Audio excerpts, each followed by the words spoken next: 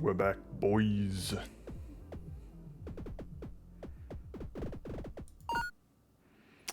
Oh, that's the wrong scene. There we go. Oh, you know what? I should probably make sure I don't have the LD tags on anymore.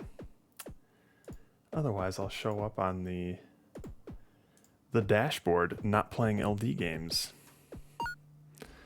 Hi, how are you?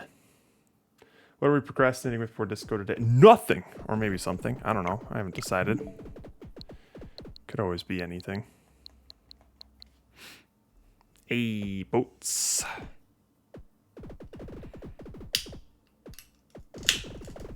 Found a new beer at my grocery store today. We're gonna try it out. It's the, oh, hang on. Boink. What is this thing called? A Berliner style Weisse. Weisse? Some sort of German word. I always never know how to pronounce it. German style wheat beer with pineapple from Templin Family Brewing Company, which is the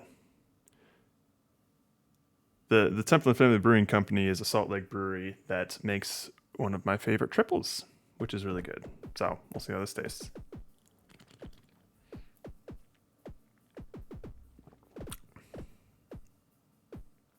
Ooh, that is pretty good. A bit more sour than I would prefer, but I guess that's what happens when you get some pineapple in there. Did you see Boats' score on my game? I did not. Did he go sicko mode on it? Boo! We are gonna have to load disco, which will take a while. Close it.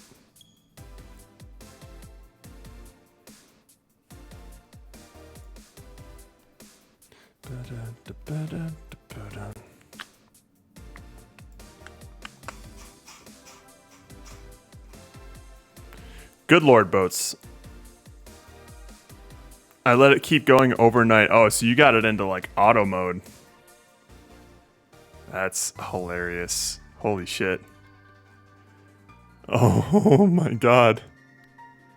Yeah, that's probably enough turrets. I think that's enough turrets.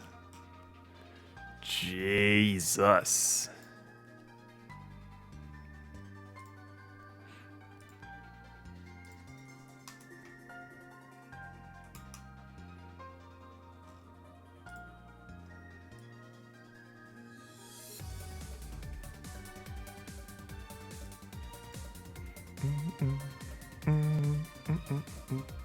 I built a circle around where they were spawning in, so there's basically no enemy on my screen. Oh, you found their spawn point. Were they not like spawning in numbers where they would just like immediately delete those walls though? Or did you create a super narrow filter for them? The game didn't scale as I thought it was going to. You gotta make that shit exponential, boy.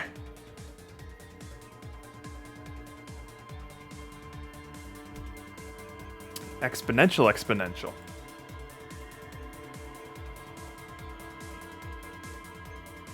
X raised to the 4th or some shit. Every enemy and quantity too. Wait, it was supposed to increase 1 HP every 30 seconds. That's not exponential. That's linear, boy.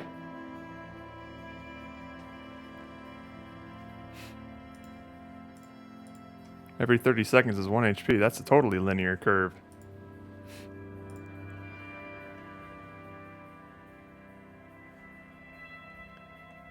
Bunch of shit just borked. What do you got here? Oh, you just made me download a video. Hold up.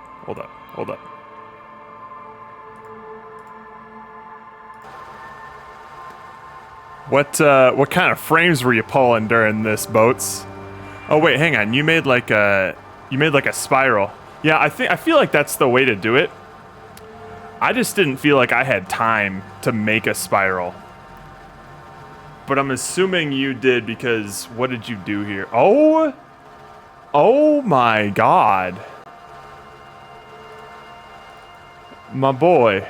Holy shit!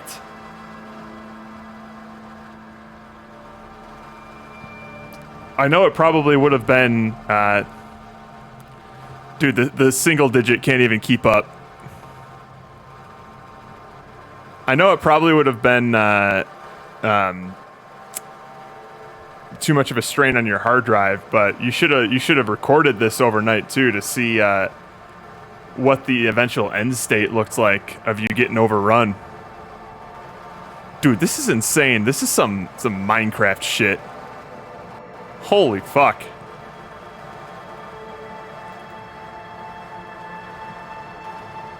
I killed it with performance.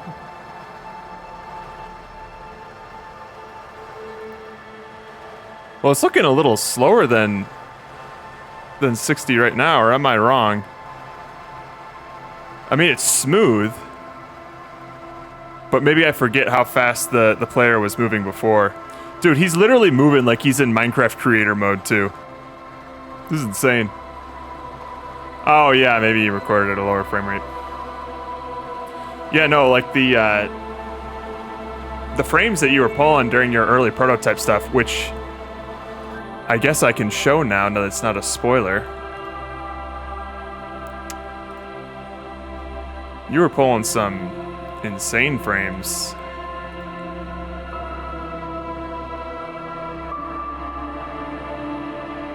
Okay, this was actual like gameplay stuff.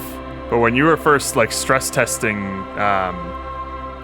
yeah, entity spawns here, I'm like, holy shit, my man. How is this still, you're still pulling like 40 frames a second with all this on the screen? Insanity. A literal tidal wave of dudes. Good lord. Were you doing any like entity component stuff, man?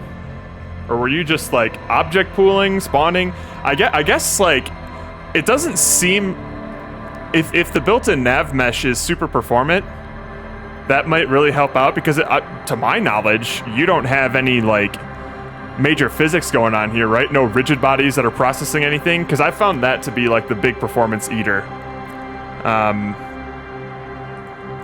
There was a thing that I did, hang on, let me see if I can find it. Oh god, it might take a second, hang on.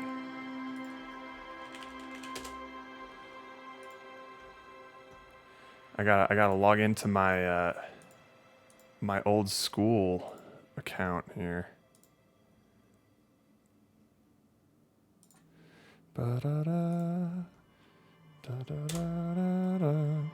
Because I did a project that tried to utilize object pooling, but it didn't do that much for performance, mostly because the real yeah, the enemies don't have any rigid bodies. Yeah, physics was the real thing that was holding me back in terms of performance. Let's see if I can find it. Courses, all courses.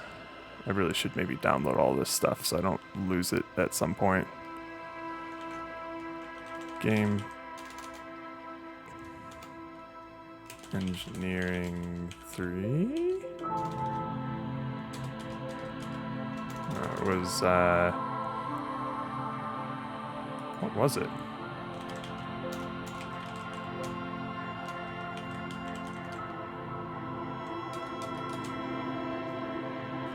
Hang on now. Game design, paper prototyping, rapid prototyping, game projects. I don't think it was this. Game engineering. No. Oh no! Hey, where'd it go?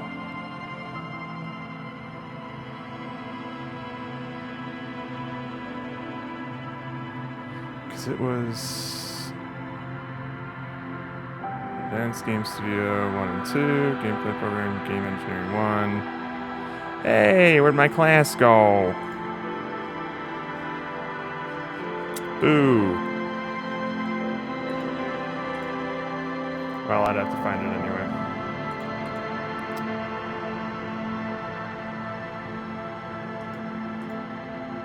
2020, spring 2021, prototyping, rapid prototyping, game projects. It wasn't game projects.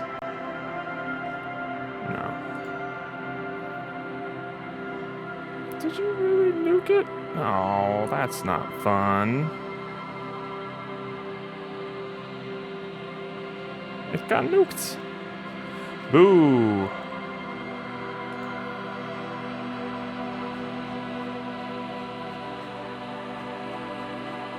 Hang on. Hang on. We're gonna find it. We're gonna find it. We did not find it. Damn. Oh well. Maybe I'll grab it off of GitHub at some point.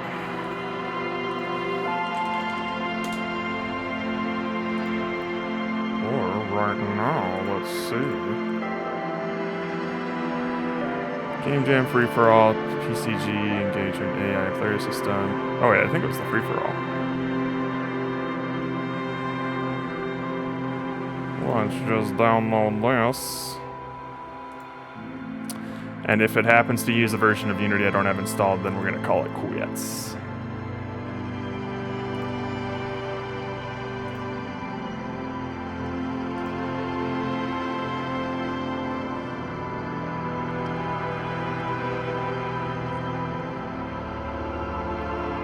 Oh, are you talking about the split decision stuff? I did see those scores. Those were hilarious. My guess is that Nick is using a strategy where he gets like a ball close to the goal and then he just like splits it back and forth to like farm some points there for a little bit. He ain't cheating. Nick's not one to cheat, I promise you that.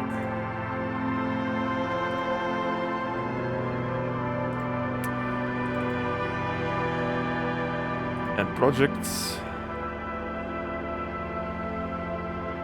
Ore?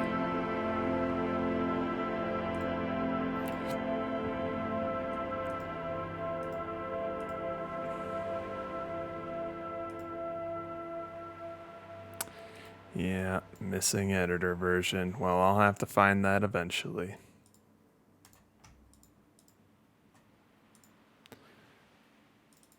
Unless it's in my mementos, which I highly doubt. Yay stuff? Nope.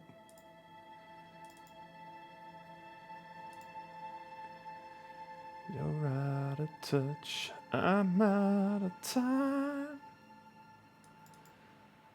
But I'm out of my head when you're not around.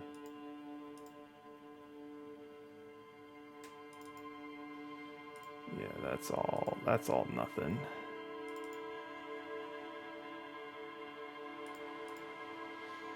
You're out of touch, I'm out of time. Oops, fuck. Out of time, out of time, out of time, out of time. Alright, yeah, we're not finding it. Alright, cool. Yeah, I have no idea. Like, I've gotten a hint at what Nick might be doing with that stuff. He's basically carefully managing the amount of red balls he has on screen so that he has more places to farm points, but I'm pretty sure he's getting those balls close to the hole and then just like swiping back and forth to get as many of to just basically shave off as many blue balls as he can, because actually, did he share it in our Discord? Or I guess I can give you a little inside information here. Although I'm pretty sure he shared it in our line chat. His scores basically involve a bunch of blue balls and no white balls. Like, he's not using white balls at all to get his scores. I mean, he didn't share it privately with us. He just shared it with our friend group as like a boast. Hang on. Oh, come on, load the messages though. Or was it? No, was it in here? Oh yeah, it was in here. So yeah, he just shared it with the friend group. I don't think he's trying to keep it a secret, but like this one here, the very first level, he has 17 blue balls and then 0 of white and red. Some of these, and these are old scores, so God knows what he's done to crack the milli on a bunch of these. But level 2, he had 3 blue balls and then or 3 white balls and a bunch of blue. Level 1, 18 blue balls, 0 everything else for that 400k. Again, these are old scores, but it looked like he was maximizing the number of blue balls regardless of their size, and not necessarily going for like any sort of big white balls. So that seems to be his strategy. I don't know what his recent strategy might be, since he's like basically cracks the milli on like all of the other levels. I want to give this game another go. I played during the pandemic and my dude just kept killing himself and it was just too depressing. It is a very heavy, depressing game. It can get a bit silly, especially the way that we play it. Also, how's it going, Beyond Good? Hope you're doing well. I'd highly recommend giving it another go. Although, fair warning, we are a decent chunk of the way into it, so if you don't want spoilers, you've been warned. But the way that we do it here is chat can use their channel rewards to redeem things that make me do stuff. So that is why I look like a man who molests children. And my stats are all over the fucking place. Which reminds me, we have a skill point. What are we doing with that skill point? Option 1 is going to be randomly assigning a skill. Option 2 would be having a thought, which we are, good lord, we have so many of, but only 2 slots left. So, option 1, random skill point.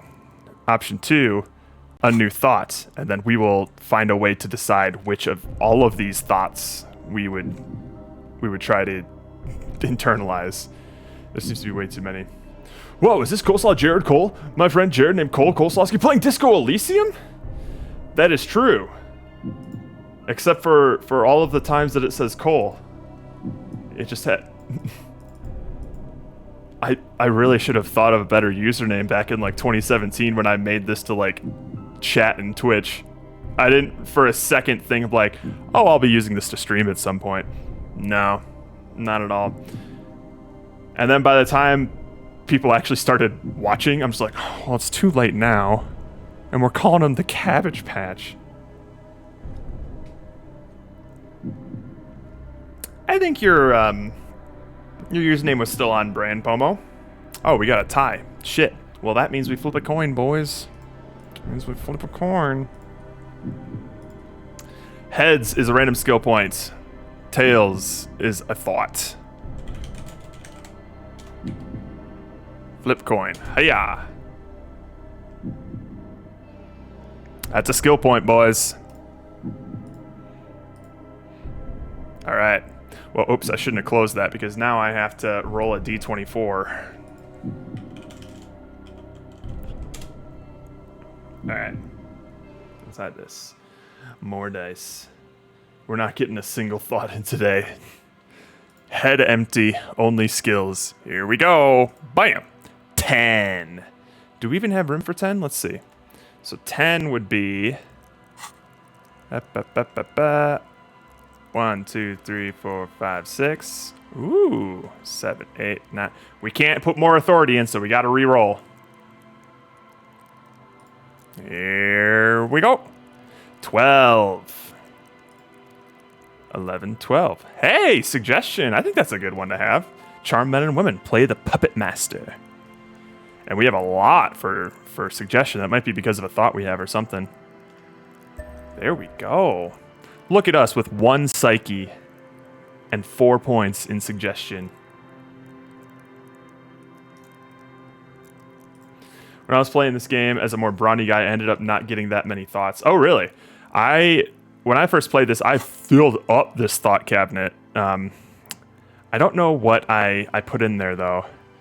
I think I researched like the fair weather tech. Oh, I got a... I don't think we can get it now, but one of the skills that I got that was like my favorite was the Coldo Mamadakwa, where it's that one cryptid that is basically invisible and communicates in like high frequency radio waves. There's a random thought that you could get where you thought that you heard it. So now you're like trying to focus and hear where it might be.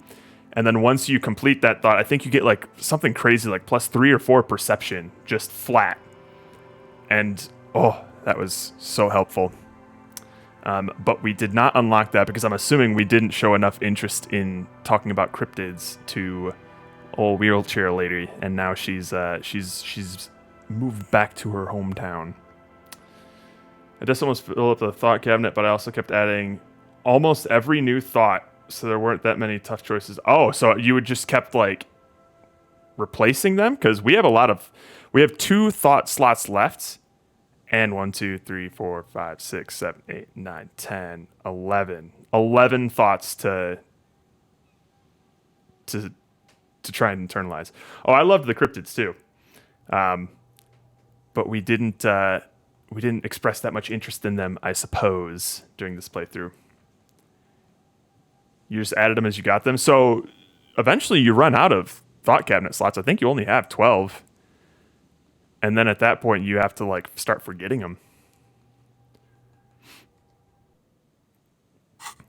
Anywho. What the hell were we doing? Oh, that's right. We were in the church trying to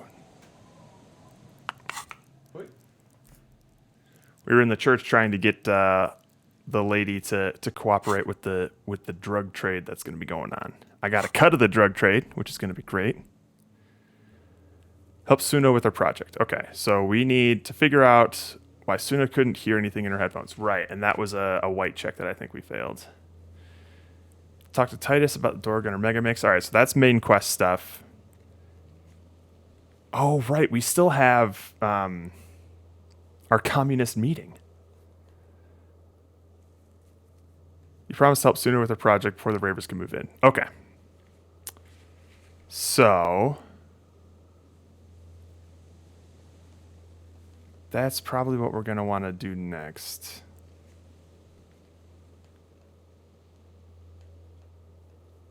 Okay. Yeah, there's a couple things that we can get going here. So let me double check that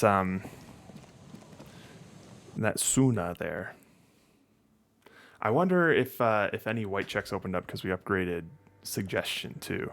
Because every time you put a skill point into a specific skill, it upgrades or it unlocks all of the skill checks that. Ooh. Okay. Okay, so our white check opened up. How do you feel about manufacturing large quantities of drugs? I see you've talked to them. Good. Drugs are illegal, and I'm not leaving this church, especially because of some corrupt drug lab idea you cooked up in that tent. Wonderful. I didn't cook it up. Now this place is also going to be a drug lab. Always something fascinating happening in tents. Wait. No. You can't say things like that when the lieutenant is present. That's true. He doesn't know. It's a joke. He doesn't know that that we're getting a cut of that deal.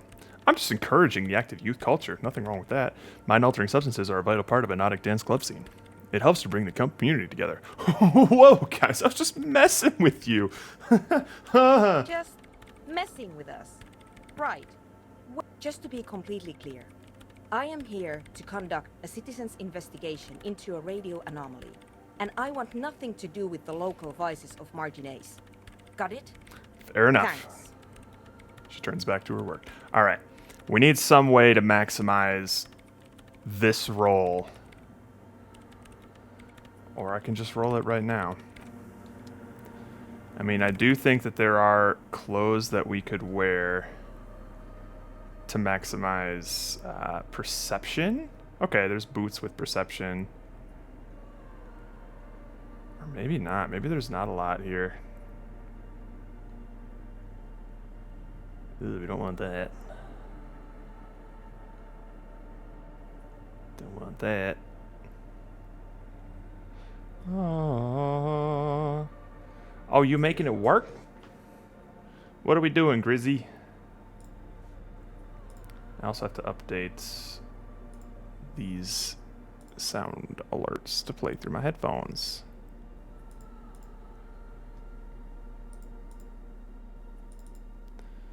The check calls for perception. So,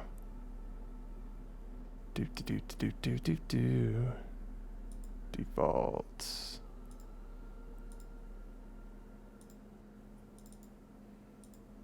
Default.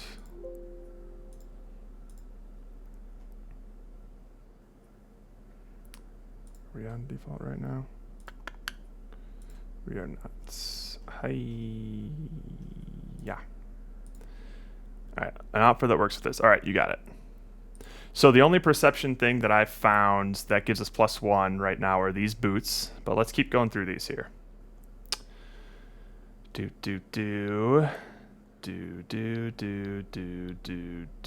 It really is just those boots. So we'll put these boots on, and then it'll basically be dealer's choice. What do you think? What do you think would go well with these styling Franco-Nigerian cavalry boots? Because we'll also, I'm sure, if we're not, I think we're already like coked up right now. Like we got speed in our system, so our perception's pretty good there. And then let me just take off everything else. And what do you think goes well with these? Oops, I took the shoes off. Shit. There we go. What do you think goes well with these boots? These little booties. Yeah, what you got? What are you thinking?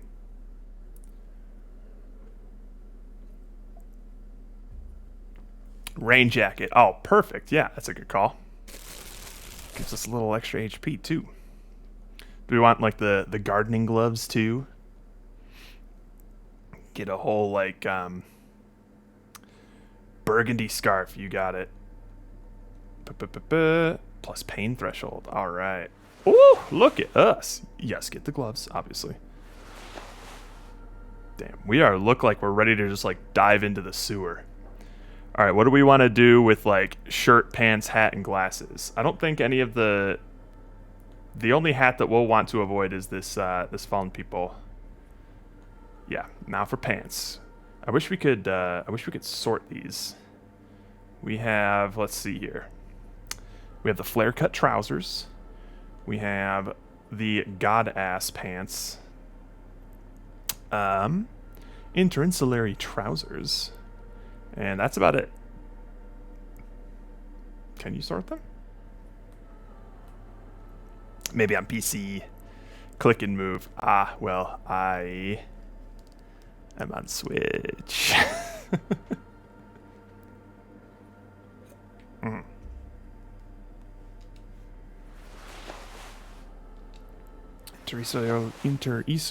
Interinsulary trousers.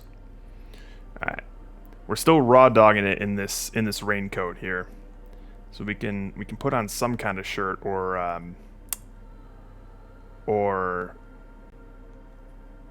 tank top.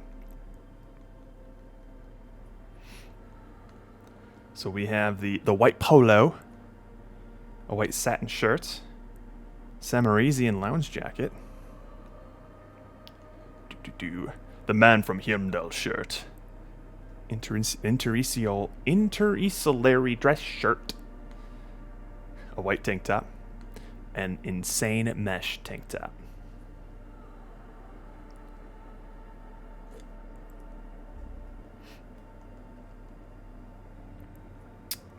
The satin shirt seems nice, but it's not given. Oh, yeah. Insane. All right, good choice. Good choice there. Good choice. Anything for hats or glasses, or do we want to keep his face nice and clean? For hats, our options are a little limited. We have like the RCM Lieutenant's cap. We got some neat office shades. We don't want these. They'll minus our perception. And we don't want this hat. It'll do the same thing. But we got some stuff.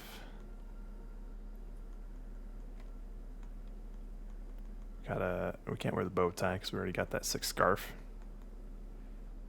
Yeah. So our hat options are either the orange bum hat or the lieutenant's cap. And our glasses are basically neat office shades, Jamrock biker sunnies, or oversized superstar sunglasses. All right, which one? The biker sunnies or the big ones? Orange hat it is. So we got the Jamrock biker sunnies, the small ones, or the oversized superstar. All right. Okay, cool. All right, we still got speed in our system. Let's fucking do this. Yes, what is it? All right, 72%. That's not bad. Don't fail. Oh, ha ha! Why? Sauna isn't even looking at you this time. Are you serious? 72%. Son of a bitch. Well, we're gonna have to try again at some point. Prayer book has been left open. Excerpts from the Pericarnesian Litany of Love. It's a white trek you can retry. However, I can only retry if it unlocks again. Yes, what is it? And it can only unlock again if we put a skill point into perception. Or some other like story event happens that unlocks a bunch of white checks. So for this one, I think I failed it the first time, and then I went to talk to the ravers and examine their speakers, and then that unlocked this. But now it's locked again until we put another skill in perception. Or something else happens in the story. Or a thought unlocks it, or anything else like that. So it is unfortunately unretriable for now. So we'll have to look into something else. I guess we can go to... although, you know what? Let me check to see if there's any like suggestion checks that have opened up. Oh! We can try and get Lillian on a date again. Alright, let's see here. Tommy Lahomes? Man. I want to be able to empathize with Kuno so I can buy his pants, but I can't. Okay, there's not many suggestion checks that we've failed so far.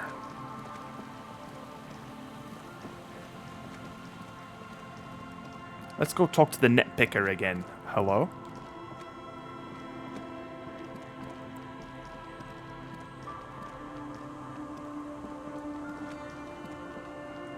Ooh! A primer for small kids. I guess when I increase perception, because I've ran past that all the time, but I've never seen anything, but I guess when my perception's high enough, I see more things in the world to pick up. Oh, Lillian! The waves are beginning to die down. Look at those little bastards. Simmer down. Simmer down, bastards. Why does she care about the waves so much? What is it with you and the waves? What is it with waves and fishermen? We need to be out there with them, fishing, making a living. So I asked them to accommodate me. But until that happens, I can try to assist you the best I can. So, what will be, officer? Kim, you gotta get out of here, man. Alright. So we won't be asking her on a date yet because Kim's third wheeling us. We also still need to find a good dating spot. I thought we found one. I thought it was neat, that little coastline. Let's check it out again. Maybe I can perceive a better date spot.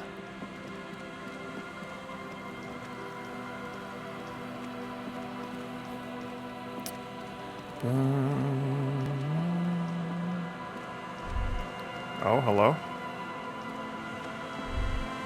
No, not Kim. You can imagine why. Calls become terrible sometimes. Oh, shut up.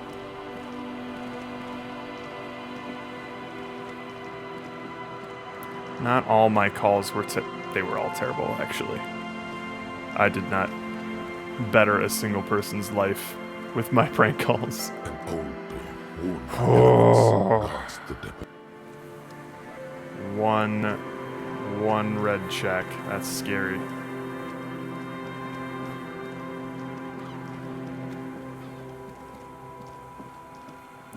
Surely this is a nice place to hang out. Right? Right?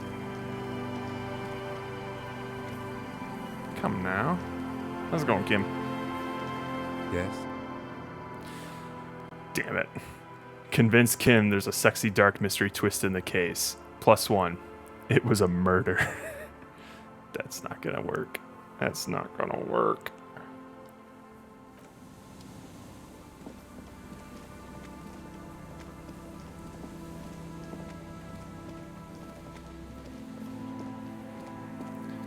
Let's see. Let's go back to the boardwalk. Maybe that body is gone now, so it'd make a more romantic date spot.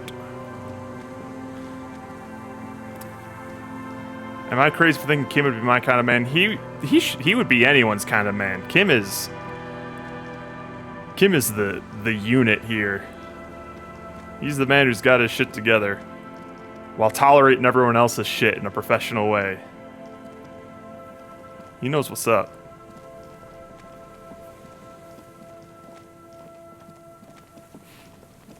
Okay, let's check out that boardwalk. Okay, the body's gone. This seems romantic. It's a long way down to your death from here. 20 meters at least. Thanks, pain threshold. I appreciate the observation.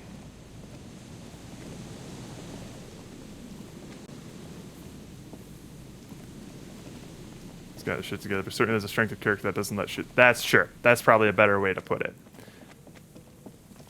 It can be presumptuous to assume that anyone has their shit together on the outside.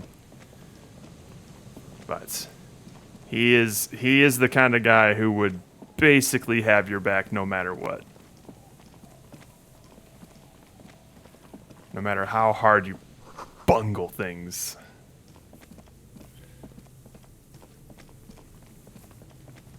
Do you have anything interesting to say, good sir? Hello again. No. Oh, I believe it, Grisasta. You see, a once bright mural towering above you. The signage has peeled off over the years, but you can still make out Feld Electrical R&D. A slogan used to intertwine with the loops a long time ago. Yeah, we've already seen that.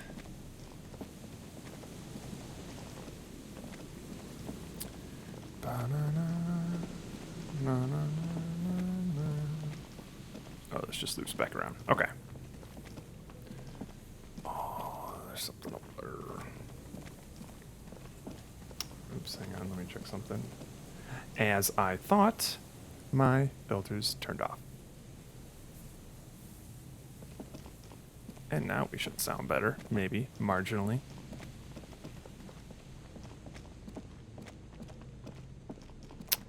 These poor traps. A few locusts trudge along the wall of the trap. The rest are piled in a heap in the corner, dead. No phasmid anywhere.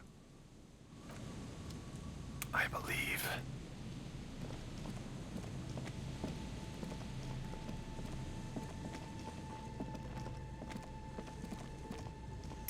Yeah, it's more of a thing that bugs me when I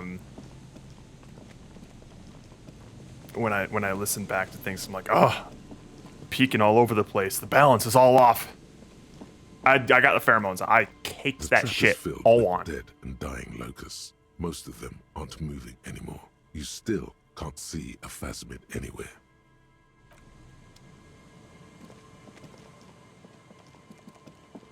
Let's go.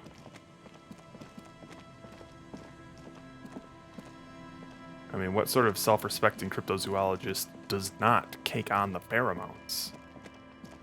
We've already done that. There's nothing around here.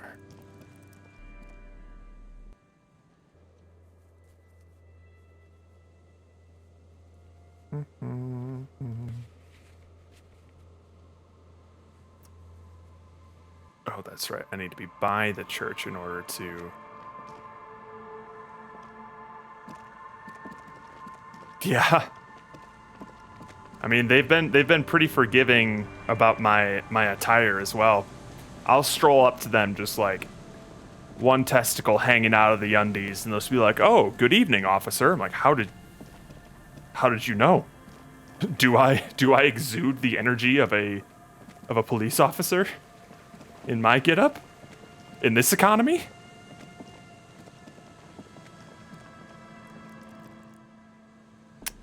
I did give him a shower after examining the body, and I just went like knuckle deep into the corpse's skull. So we at least have that going for us, which is nice.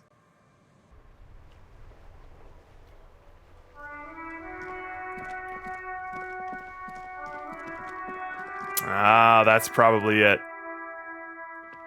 An old call box with a matrix We of exude push natural buttons pig lists energy. all the companies in the East Delta Commerce Center. East Delta Commerce Center? This must be the name of the doomed commercial area. Still need some volition there. We do not. All right, let's talk to Titus and the boys about that incriminating tape that they found that they probably fabricated, according to Klasia. Hey. It's you again. What is it?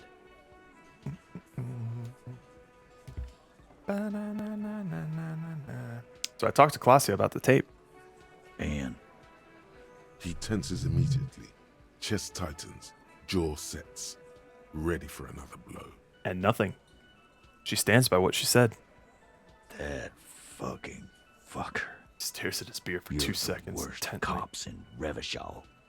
I gave you gold on that tape.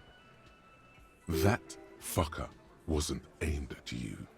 It was at her. You caught him off balance. Push, and he would give way. Gold. It was just locker room talk. It's not evidence. It was dark stuff, but it didn't prove anything. It didn't change her mind. Yeah, it was bad. Honestly, I expected it to have more of an effect. She pretty much laughed it off, Titus.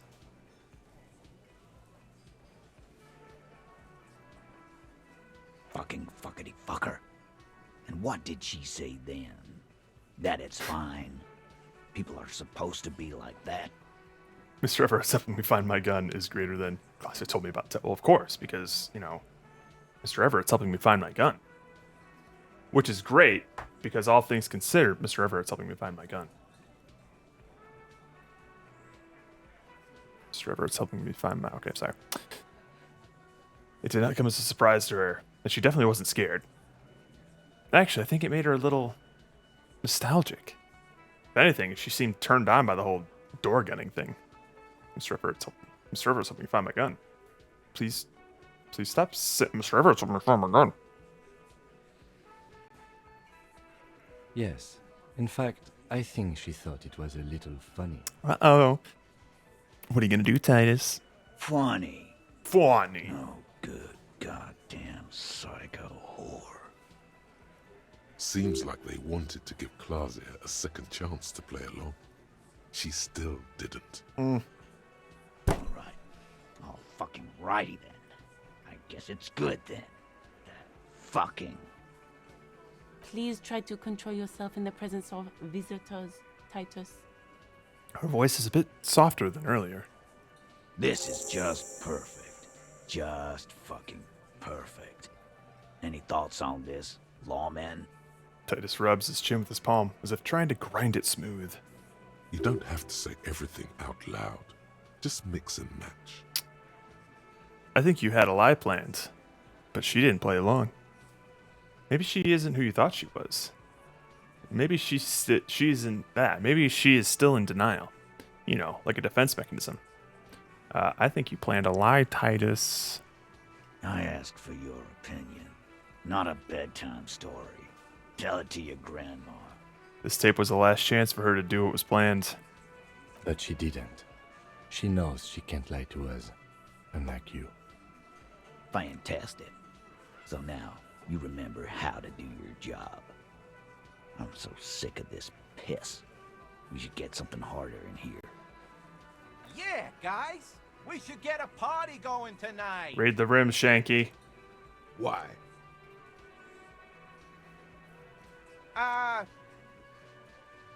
Maybe not then. Success.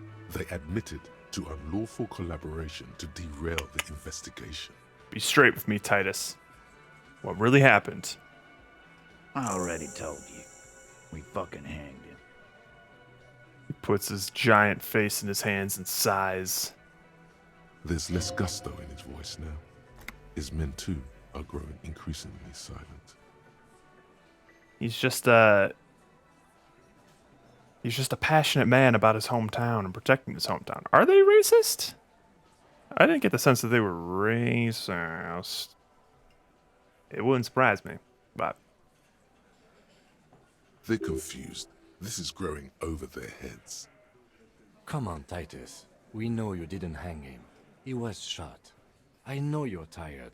So am I. Why don't you just... You know what? I am tired. I'm tired of you and the whore upstairs. uh-oh. Next time you see her, tell her Titus said, Fuck off! He throws his can of beer down. that lying, scamming. We're done. This is over. You understand? Your What little news, Grisaster? investigation is over. Yeah. Is it the fact that Mr. Everett's helped me find my gun? There's a silence in the room. Elaine starts saying something, then thinks it's best not to. On the floor, beer drips out of the can into a small puddle. No one does anything about it. Well, everyone knows that, Grisaster. Mr. Everett's helped me find my gun. What is this quiet funeral shit? All we need is some beers in us. Bartender, 20 beers for the dock workers union. He's not a bartender.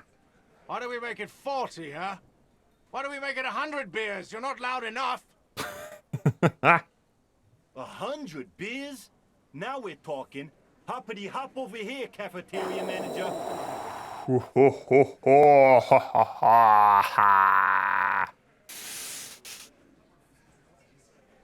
Strange reaction to the bullet. Everett asked to cooperate. Push Titus on the tape. Oopsie doodles. Angus can't take the pressure. Warned about the tribunal. Discussed Eighth Hardy. Confronted about the drug trade. I think we got this, boys. Convinced he's being manipulated. Let's Convince go. Titus, he's being manipulated. You should know by now. Titus Hardy will never falter. But you know someone who might. One of his boys will. Fat Angus. Fat The Angus. powerful guy. Mr. All Muscle. The time has come. Put him in the pressure cooker. Will do. Just remember, it's about more than Glasia. It's about these men and Martinez. Their district. Their responsibility. That's it then. Case closed. We're going home, Kim. Oh, just one more question, though. Huh? The lieutenant raises his eyebrow. He'll get it. Go on. Write it down, Kim. In Martinez, they just kill you because they don't like you. Got it. Kill you because they don't like you. All because... Because of some chick. Because you're a foreigner. Because you work with the wrong people. Because they like killing. Because of some chick. Oh, that's going to get under their skin. Bring that up one more time, and you won't get to write that report. Yes, I understand, Alain. That's your name, right, Alain? You'll kill us. That's what they do in the Wild North. They just hang you. Like in the Dark Ages. Make a display of your corpse. They just hang you, shoot you, whatever. They can't even remember. They just hang you, shoot you, light you on fire. They don't care. It wasn't that. It wasn't. We didn't shoot him. Uh-oh. Uh-oh. That's it. That's the weak one. You flushed him out. Now go in for the Officer, you will be next if you don't shut up. The old man reaches for his belt, but his voice is strangely calm. Firearm, a Glass 08 or a 38 caliber pistol. Either is small enough for you to have missed. He's onto you. He knows what you're trying to do. Or what? You're gonna kill me like you killed him? For no fucking reason? What happens if I keep talking? You're gonna kill me too? In this bar? For nothing? Look at Kim first. I accidentally healed a little bit. No, we're going for the kill with Angus. We didn't kill him. We didn't even hang him. He was dead when... Ooh, Angie. Angie. Shut up, Angus. He was dead before you hanged him. They hung him, I'm pretty sure. Say one more thing to the cops and I'll... The little guy hits Angus in the back of the head. A loud slap. Dennis, stand down, or I'll beat your head in. Theo, take your hand off the belt. This isn't 31. I've got this under control. Does he? His closed fist is shaking. It's you who's in control. Let them have their moment. Okay. Okay.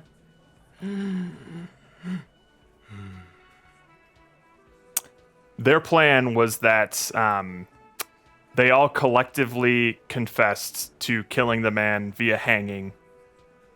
And their idea was that, like, one or two officers was not going to be enough to arrest all of them collectively. And they were right. When Diesel made me try to arrest them, I got shot in the face by Titus. He wasn't about that. So that was their plan there.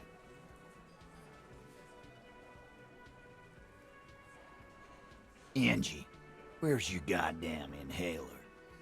You sound like you're dying. I left it home. I can't get it. I'm too fucked. I'm sorry. I believe so. I don't think there was any loose ends by the time I was done.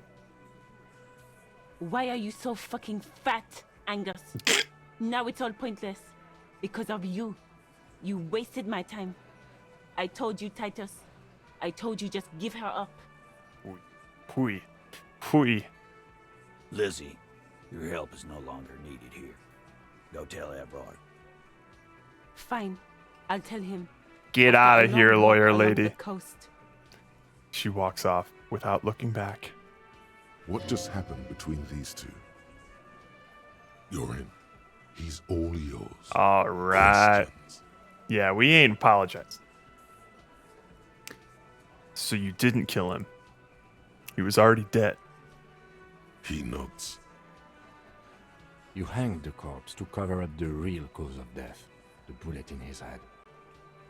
Another nod. Why? 'Cause the girls asked us to. They were in some shit. Girls plural. There's another girl. 2 of them. Take note of this. They'll probably say more about her later. Did she kill him? Cop, I have no idea. The girl says she didn't. What happened Sunday night? Classier came down. She seemed really out of it. Drugged up, even more than usual. Bug-eyed and gurning, you know? Not in a fun way. It looked like she'd redosed after something went down. I've seen that look before. She was scared. I knew someone had died. How'd you know? I've done this job for 10 years. I've seen it before. It's the politician in the motel room with the dead hooker scenario. Rick, what is up, my dude? Thank you for the sub. Let's hear what this sounds like. Rockrude up 2, Rockrude up 2, Rockrude up 2, Rockrude up 2, Rockrude up 2, Rockrude up 2, Rockrude up 2. Nice. Just in time, right before the ad break. Clean up at work. I'll be home without the hour. Within the hour? Good analogy, boss. The rat-faced man snickers. You don't get to talk yet, Shanky. You're still on the bench. You keep taking it easy too, Angus. He turns back to you. That's okay with the fat man still wheezing there. He couldn't speak if he wanted to. Dude,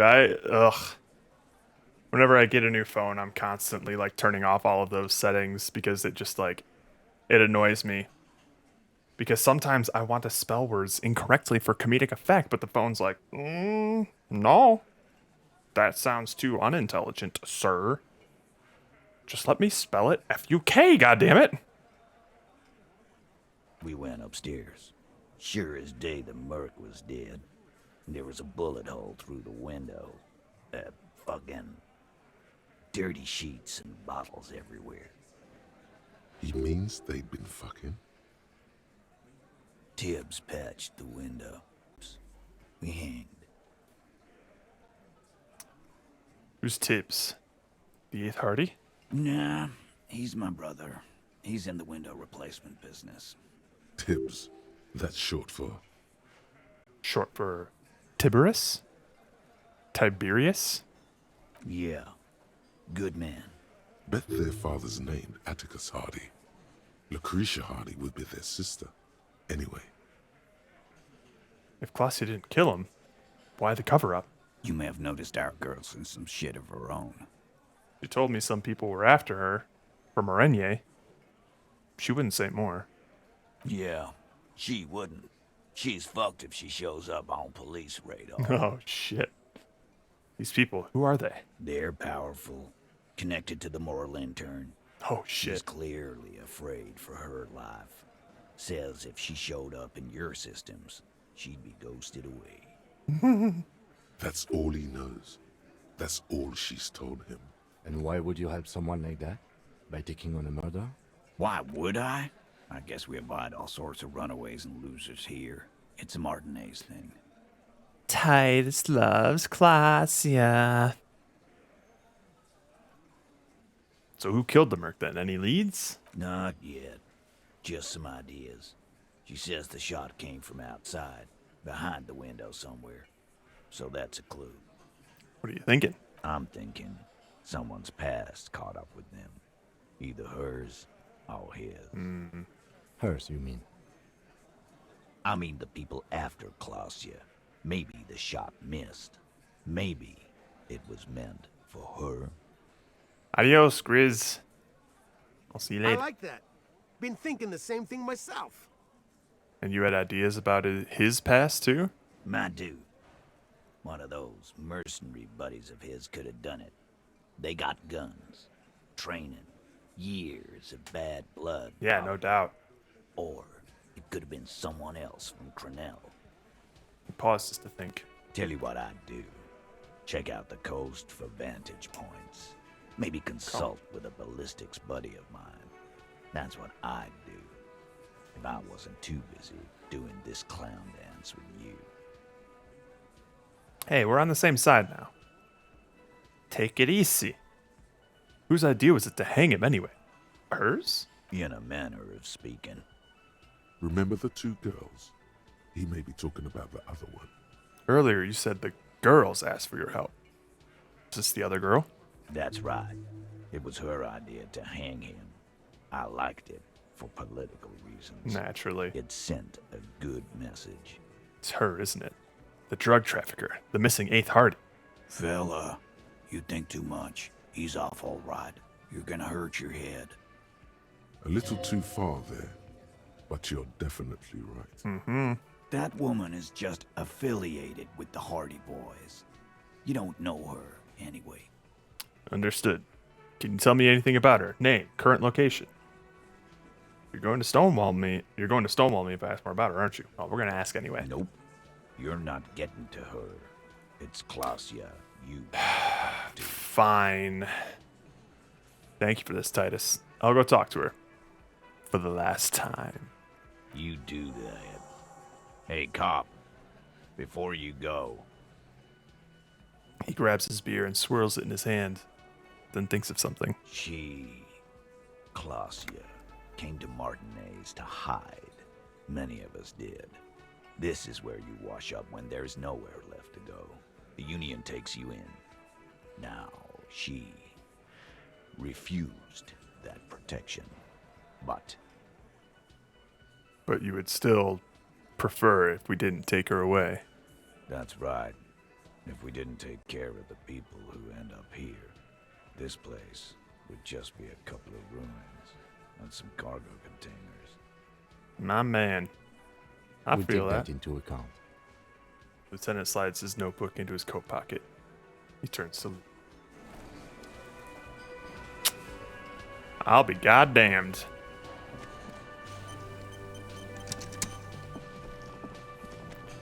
Look at us go solve it. Let's take the secret way up.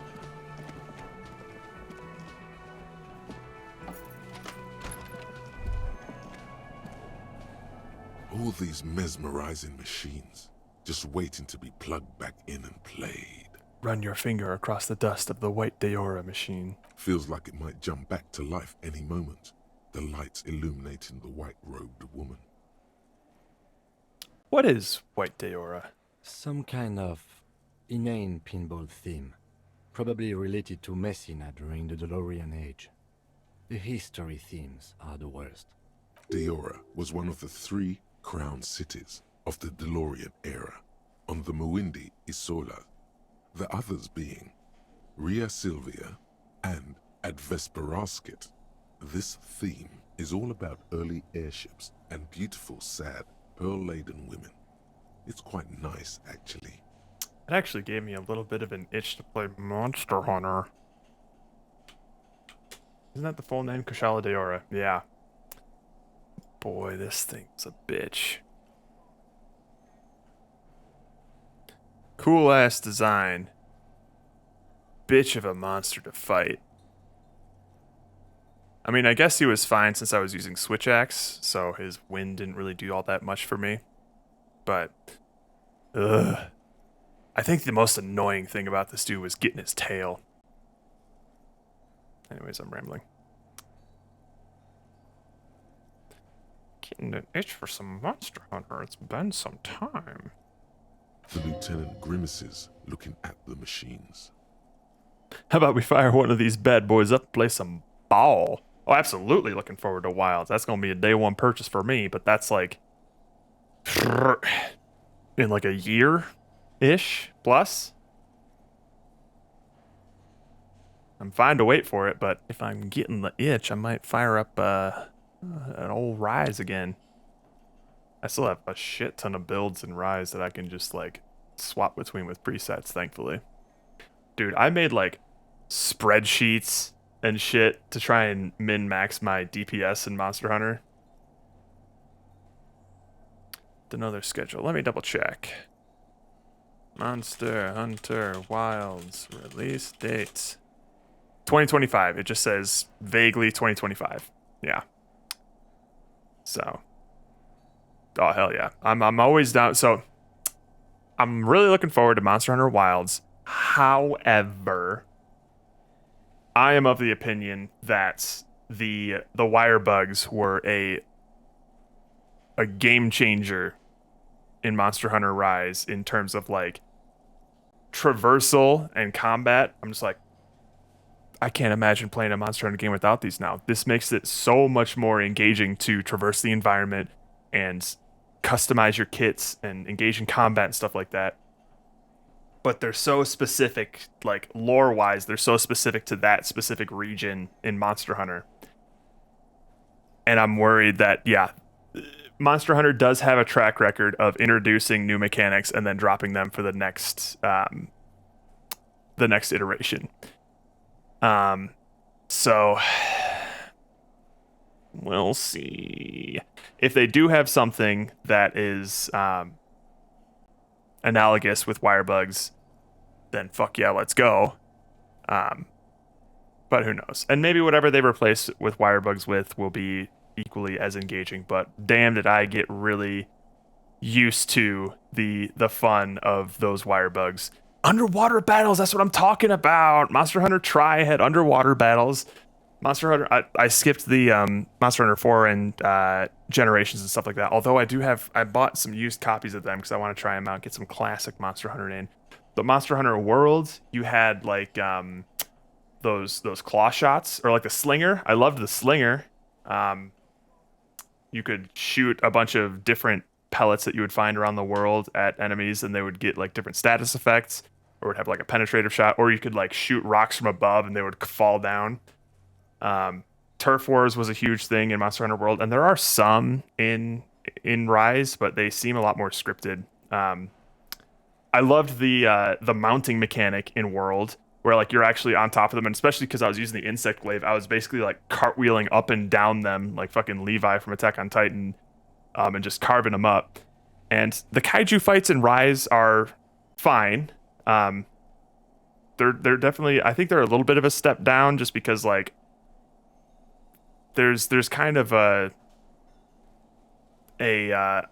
optimal strategy with them. Like you mount a creature, and then you'll basically you'll run it into like whatever creature's closest, and then you'll mount that creature and fight against that monster. And that's fun to do, but I think there was just something a bit more strategic about mounting in the previous games, or in World at least. So every single time there's a new Monster Hunter iteration, they change a bunch of stuff of how things work.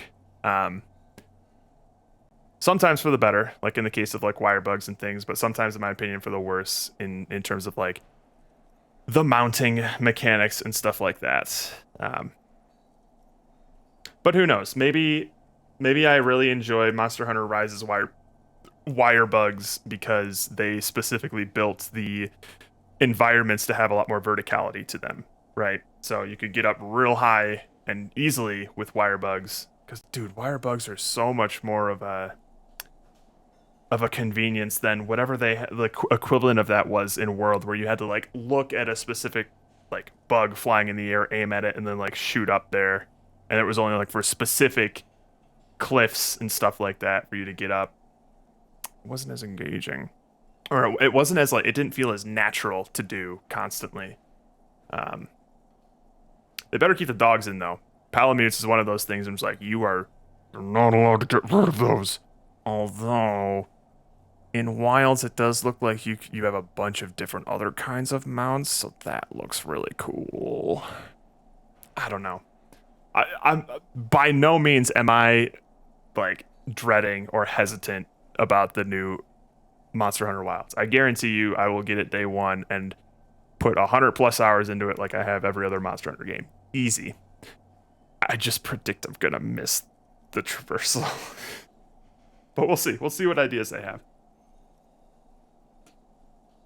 Best thing about Worlds and After is no loading screens between areas. Absolutely. Absolutely. And I forget, it was Worlds. It was World and then Rise, right? Like, we didn't have like Monster Hunter 4 or Generations come out in between those, right? Because those did have loading screens between zones. It'll definitely be a while. But I'm kind of getting an itch right now. That was like my go-to white noise game too, just like cracking a couple monster skulls with like a party of 4 on random online, and then just, now that they have like that lottery mechanic where you can re-roll skills on your armor and shit, dude, that's such a game changer, man. Like, one gem slot upgrade on the right piece of armor could change your entire kit, almost all of your entire kits, because I have a bunch of different builds for maximizing elemental damage with my switch axes for like water, fire, thunder, whatever. And a lot of those use similar armor sets, and then I just min-max with gem slots to maximize like the elemental damage stuff. But if I get like a new helm or something like that that has like one better gem slot, that could totally change all of those builds. Oh, I did play primarily on Switch. I basically exclusively played it on Switch, which is a shame because most people who've played Rise or continue to play Rise played on Steam.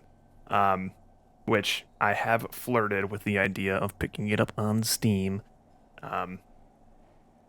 just to have that.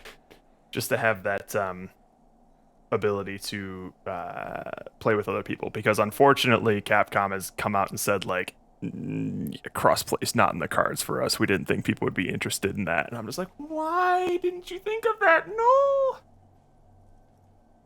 Oh, you have. Oh, see, I love the Monster Hunter PS4 Pro, not because I have it, but because my old coworker, who is also a massive Monster Hunter fan, she got it. And she's like, I don't know what to do with this other PS4, and she sold it to me for like $120 or something like that, something super cheap. So that's the PS4 that I have now, is the one that she pawned off to me after she picked up the PS4 Pro Monster Hunter variation. I haven't done much on Switch, but I know most people complain about FPS and performance with it. I mean, like, I don't think I've experienced any performance issues, but sure, if it's if it running at like 60 FPS, buttery smooth all the time is like super important, then yeah, pick it up on Steam. But like especially if I'm playing on Switch, I feel like I guess I'm a lot more tolerant for that kind of stuff, just because I value the portability, and I've grown to like being able to sit on my couch away from the thing that I do work on to play some games.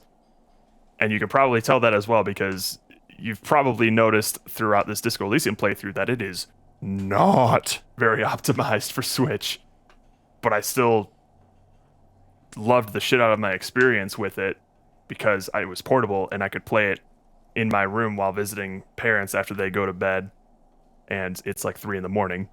Like, the portability was super huge for me. But holy shit, I mean, like, the game was originally built for Switch. It runs great on the Switch. Sure, maybe I'm actually not sure. It probably runs at 30 FPS. No, I feel like it runs higher than that when it's plugged into the TV. I didn't get any sort of major performance hiccups. Like, the thing for me that I would notice would be like frame drops, like if the game starts lagging and shit like that.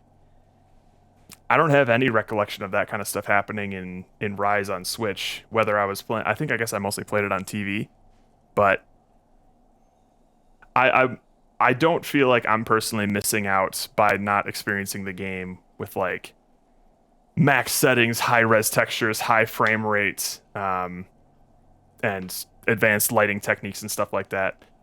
It's just like, I wanted to play Monster Hunter Rise as soon as it came out, and it came out on Switch, and Steven and we both played the shit out of it basically every day together, and that's what I wanted, and that's what I got.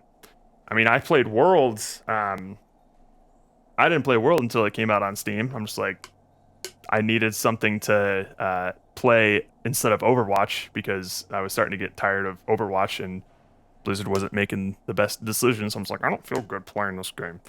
So we picked up Monster Hunter World on PC for sale, and that's where I played most of Monster Hunter World. But I don't feel like there was any massive down. I mean, sure, you could probably argue that there was a pretty massive downgrade in visual fidelity from like Monster Hunter World on Steam to like Rise on Switch, but that wasn't.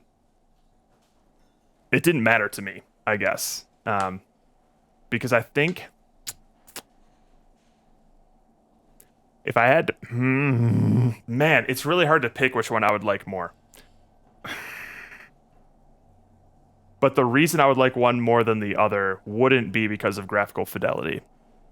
It would be how all the mechanics sort of play together. I do think, all things considered, I played more of Rise than World, but I really grew to love the mechanics, and especially the challenging combat of World. Like, it really felt like more of a struggle in World when you were under equipped and you saw an Anjanath round in the corner in like the forest.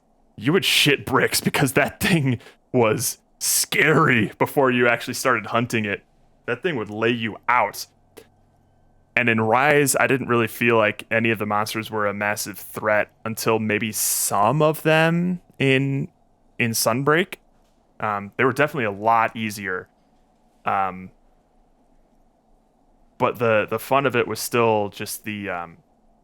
So I didn't have that like progression of like underpowered and then overcoming a challenge or whatever. It was mostly just like a constant stream of like success and improvement, success and improvement, success and improvement, which isn't like the worst thing in the world, but I do think I liked the feeling of scraping by the skin of my teeth in world.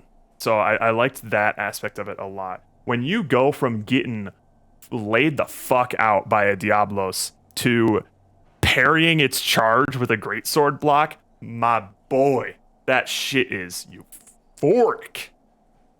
But I'm pretty sure I killed Diablo's first try in Rise. Like, it didn't have that sort of thing, you know? Yeah, my friends double dipped and got Rise Sunbreak on Steam and Switch. The FPS and smoothness of the gameplay was their excuse. My excuse to getting it on Steam would be to play with anybody else who has it on Steam, just because crossplay doesn't exist. That would be my only reason to pick it up. For some reason, the Wilds trailer kind of spoke to me, so I'm primarily trying to get a feel for where I may want to get it, getting different options, so I appreciate it. So that's the thing. I don't know how they're developing Wilds, but historically, for World, which released on PS4, and Rise, which released on Switch, they tend to release the console version first, and then the PC version just doesn't come out till like a year plus later. So by the time that everyone was actually really getting into Monster Hunter Rise on Steam, I had already sunk like 100 plus hours into it and had moved on to other things. Actually, you know what? Let me double check. How many hours did I put into Rise? 100 seems too short. It's one of my most played games on Switch. There we go. 430 hours. That sounds better. This is probably my most played game of all time. I don't play games for this long normally. But the multiplayer aspect of playing it with my buddy, with the Rudd Steven, as well as just like the endless grind of it, there's something that really, really tickles my ADHD brain with that. So yeah, but by the time that everyone was playing Monster Hunter Rise and they were getting super into it because it released on Steam, I was already at this stage. I was already 430 hours in and starting to drift into playing other games. So it was, I don't think I'll ever get a game that I'll crack 4 digits in, Rook.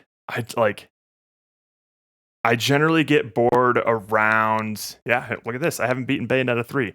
That's around like the 30-hour mark. If there's not something that's like I'm on the wrap up, or there's just like a really simple, engaging gameplay loop, like Slay the Spire has been my new obsession, where like I can just sit down and play like a quick 30-40 minute run, maybe a couple if the runs go bad. Like I don't have to think about it too hard. I don't have to keep up with the story. Those are the kinds of games that I'll put more hours. I'm more likely to put more hours into. Feet Rhythm was that for a while, but yeah, if I'm hitting like the 50-hour mark, like and it's not like just a rise and grind kind of just like endless gameplay loop. Let's see how far you get and try again sort of thing. Then I really like the game. Like I'm really digging the gameplay loop and the story and the world and all that kind of stuff. So yeah, Hollow Knight was my game of the year last year that I played. But other than that, I can be pretty picky. So there's only like a handful of games that I've put like 100 plus hours into, and that would be Overwatch. Splatoon 1 was the first one that I ever put like 100 plus hours into something. Then I think it was Overwatch. I believe I put a similar amount of time into. Oh yeah, I put like 150 hours into Hades for sure. And then Slay the Spire is, I guess, the new one that has cracked that one. But yeah, Monster Hunter Rise for sure. Holy shit. That actually made me gasp a little bit too. 430 hours. I thought for sure I had like something approaching like 200 hours when I last checked it, but nope. But I am feeling that itch again. I'm feeling like I might wanna slay some monsters.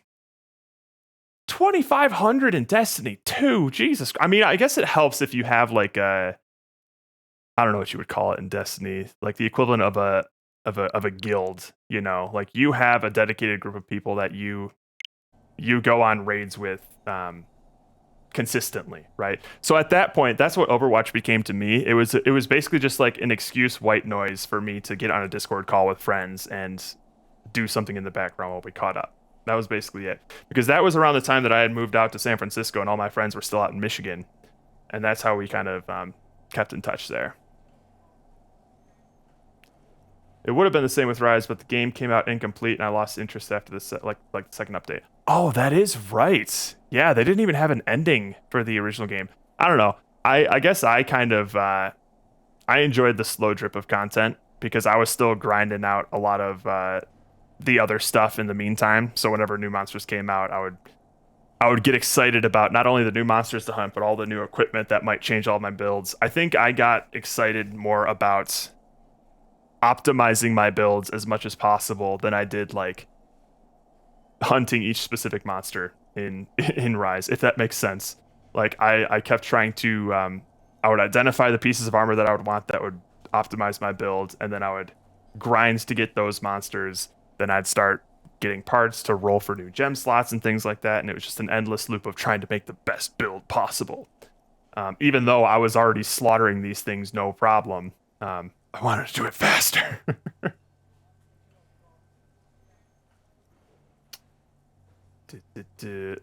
My number one game, Stellaris. I have about 1K hours. I can't imagine 4K, man. Like, I can't even imagine 1,000 hours into a game. Like, I felt like I devoured Monster Hunter Rise. And I can't imagine putting in more than double the time that I've already put into that game and not somehow losing interest at some point. Maybe I just haven't encountered a game that has that capacity to take that many hours out of my life, as well as like the intersection of me being interested in enough in it to do that, you know. 1,200 hours logged on Steam. Not sure how many before the migration, though. Migration? What migration? And are you talking about like 1,200 hours logged throughout all of your Steam games? 2,250 hours on Steam. Probably another 1,200-ish before the Steam migration. What was the Steam migration? What was this? Oh, so you're saying... Oh, so you're a big Destiny fan as well, Massive, is that right? Tons of new content for like 6 years now. Destiny is one of those games that like... It's the game as a service game that all other service games are trying to be.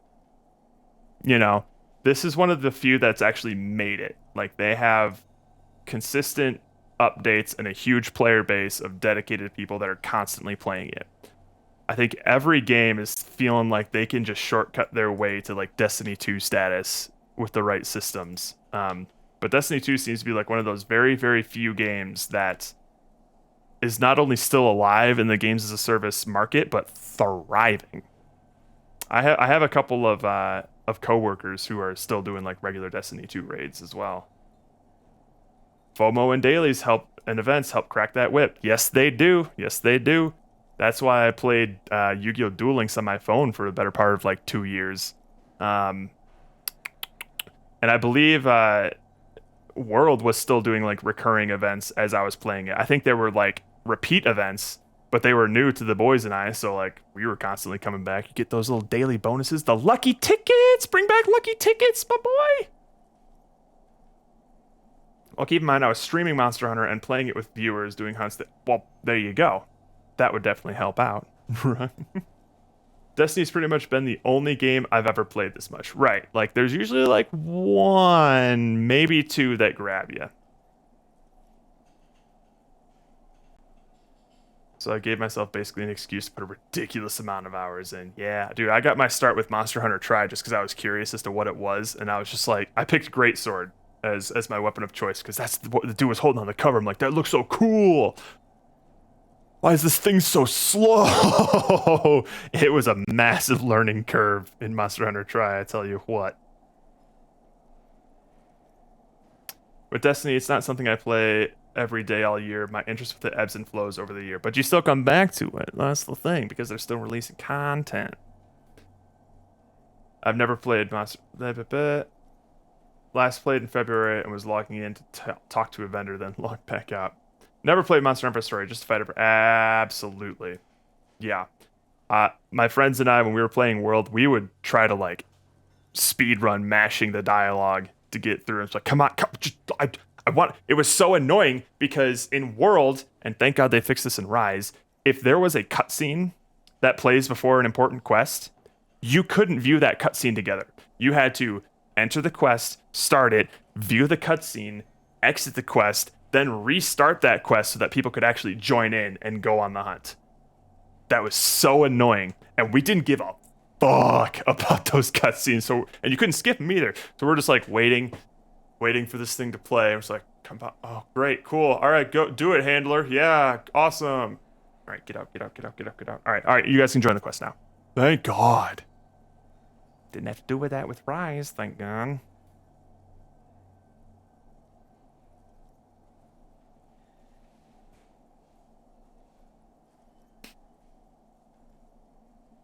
Into the Light was pretty lit, gotta say. Just saw the splash art when looking at my hours, and now I'm looking into it again. Haha. That's how they get you. Anywho. You could shoot the flare after the cutscene, they could join, but still not a great experience. That's the thing, though, was Randy's could also join when you shoot the flare. And we didn't want that. So we needed to back out, make a friend-exclusive quest that they could join. And yeah. You could only join someone else once you'd seen the cutscene. Yeah, so at the very best, somebody had to abandon their quest to join someone else's. And that was at the very best. They couldn't all join the quest and all depart together and watch the cutscene at the same time and then go into the quest. Like it does in Rise, you couldn't do that in World. And that was so annoying. But once you got over like the actual story quests and you were just like grinding out in like Iceborne and stuff like that, I didn't get too deep into Iceborne. That's my one regret. I would love to get into the Iceborne quests, but like I would be so rusty in World that I'd basically have to start from scratch and relearn how to play. Don't know if you've seen the Pantheon activity releasing next week. Raid boss rush mode where you have to do 8 various raid bosses all in a row. That sounds really difficult, but I have no point of comparison.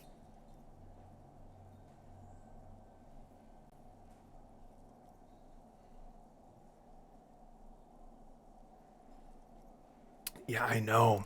Iceborne did look like a blast. And unfortunately, I picked it up and then I think I got busy with work or something.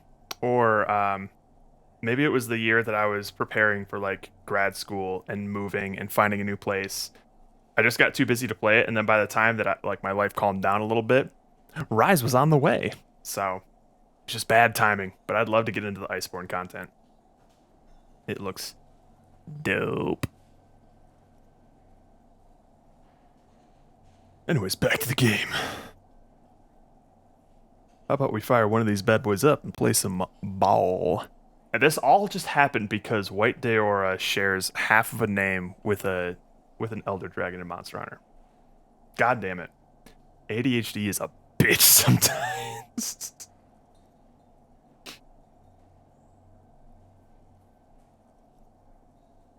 You can't fire them up. They are broken. Only that one machine in the main hall works. The Royalist Pinball. He looks away. What a dumb name. Royalist Pinball. If they weren't broken, he would kick one of these machines about now. Sounds like you don't enjoy pinball, Kim. No, I love it. I love pinball. Who doesn't love pinball? Let's move on. Uh-oh. He doesn't. Kim Kitsuragi. Kim Kitsuragi. Hang on, this is important. I need to smoke for this.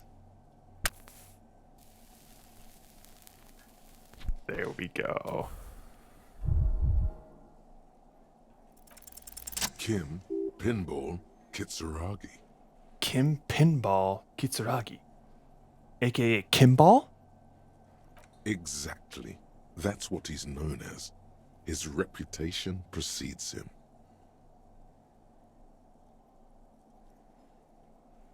Hey, Kimball.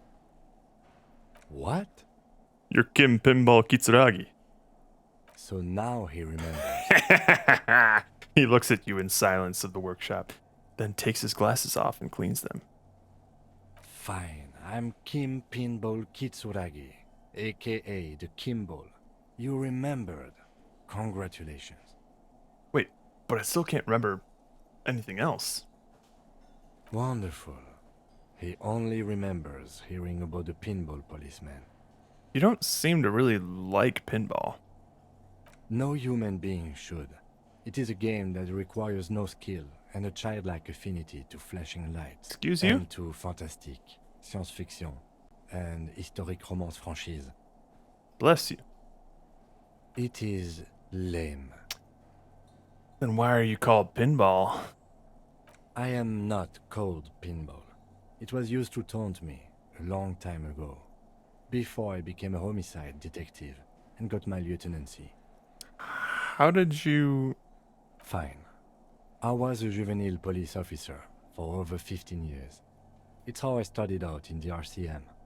Once I had to infiltrate a pinball ring, as you do when you're a juvie cop. Okay. It was not okay. I needed pinball champion. I trained for 9 months. The job was successful and I was moved out of the juvenile wing to homicide. God damn. That's so much pinball. End of story. You were a juvie cop for 15 years? That time is over now. I was already a 38-year-old man. It was unbecoming, as was playing pinball. Wait, so that's why you didn't talk to Kuno. It's best if you handle the juvenile delinquents. I'm gonna call you Pinball now. I'm gonna call you Kimball now. Don't worry. I'll keep calling you Kim. You're Lieutenant Kitsuragi to me. Oh boy. New Super Monkey Ball soon-ish. They announced one. What are we calling Mr. Kitsuragi from now on?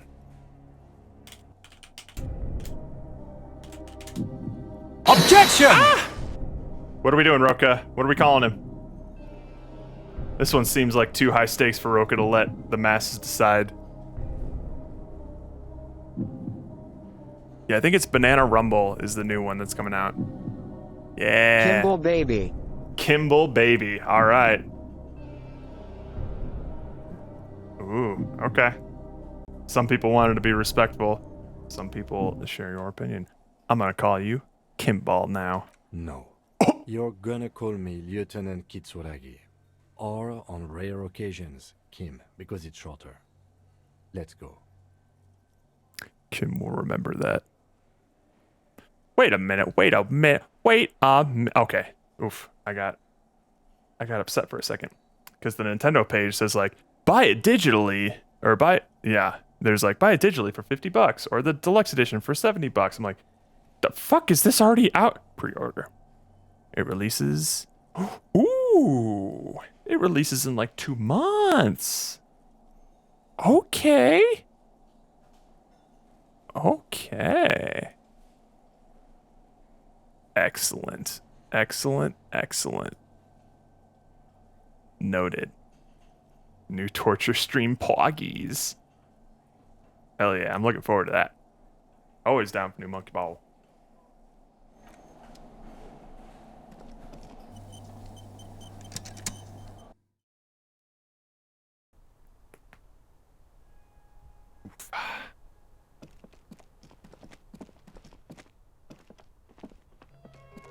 You clearly see footprints in the downy carpet of dust. Jackpot.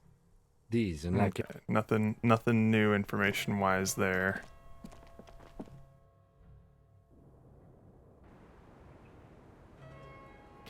Alright, Klassia, you got some splaining to do.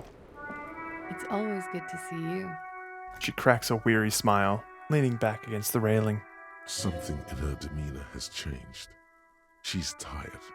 consigned to her fate, to being here with you and what's to come. There's no way. I can't look her in the eyes. The Hardy Boys told us what really happened. I understand. She puts her coffee mug on the table. Just like that. No resistance.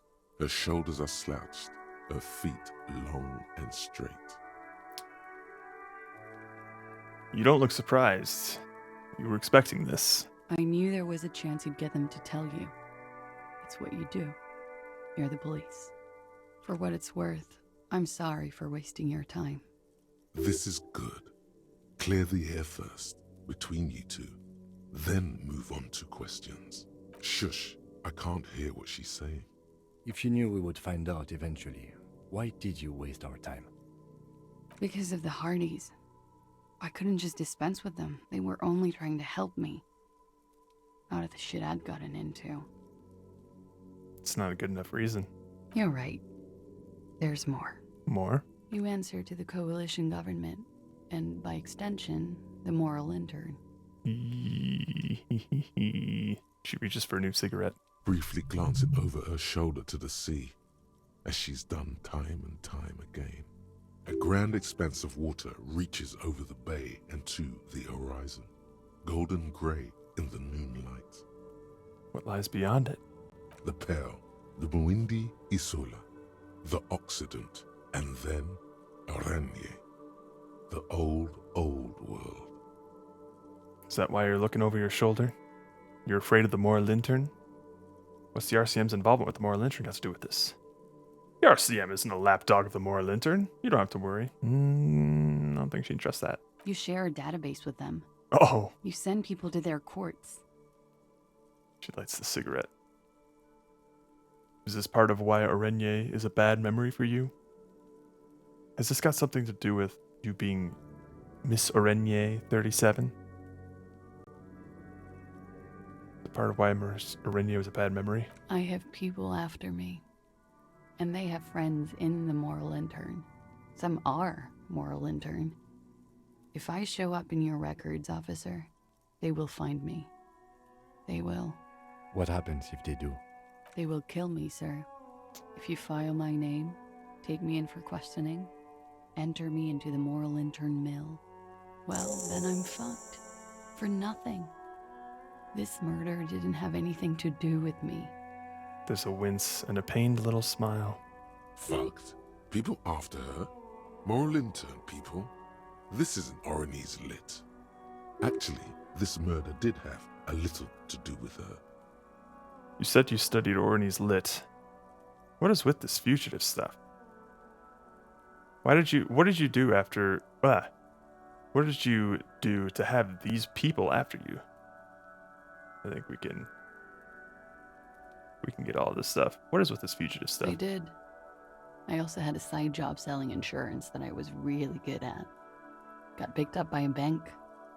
Competitive intelligence, they called it. Ooh. After that, I sort of, transitioned out of the whole culture scene. So she kind of turned like CIA operative a little bit. Just based on that competitive intelligence, that sounds like you got into the business of knowing things that you can hold over people's heads.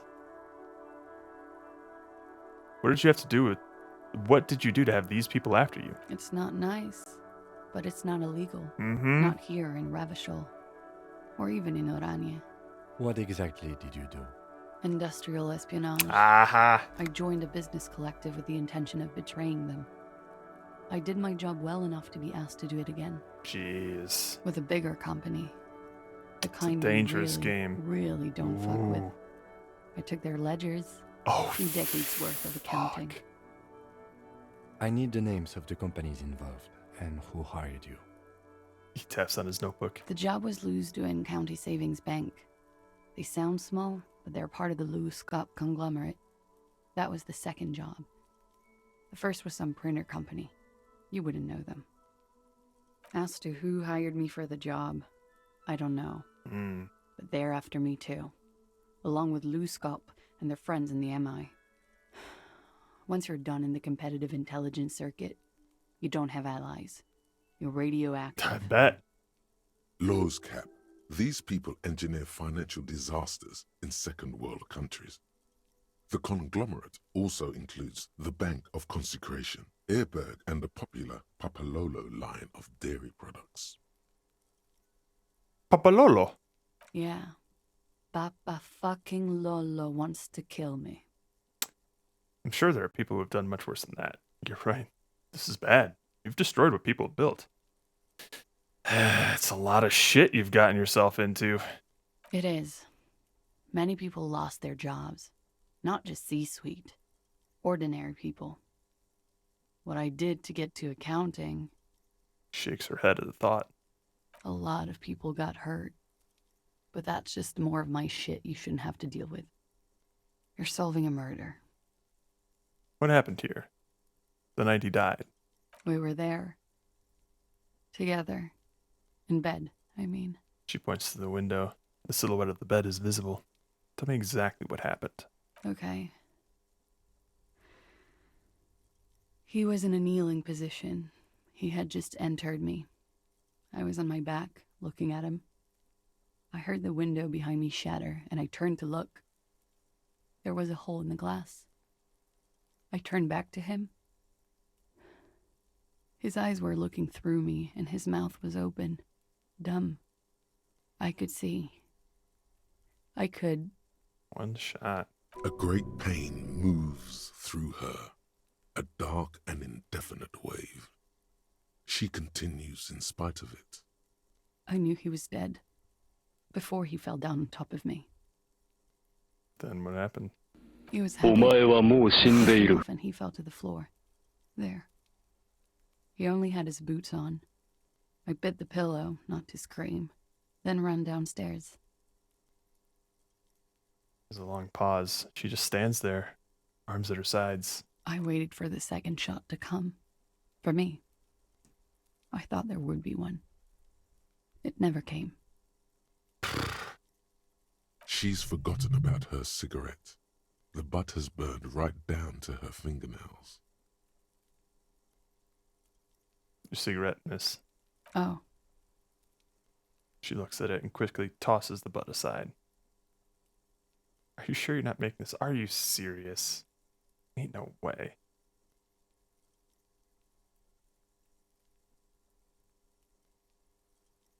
That's a motherfucker. Yeah. It was a real motherfucker. She immediately lights another one. What time was this? When did it happen? It would help us if you could be as precise as possible. 11:30 to 12:15. I don't know the exact time. Around midnight. It's okay. Were you inebriated? Not as much as usual. He'd done a line, plus other things. I was drinking. Wait. Titus said she was gurning her jaw off, much more than usual. Titus said you looked pretty high. Oh, yeah. I did one of his lines, just to clear my head. Oh, jeez. Did you hear or see the shooter in the course of this? No. What did you do then? Nothing. I was trapped. I was stuck in my room downstairs. I got some clothes on and crawled back up, drew the blinds. Blood was coming from his mouth. Not a lot. Yeesh. Just a little. He was still on the floor, slouched. I couldn't be there with him anymore, so I ran down and out of my room, into the hallway, down the stairs.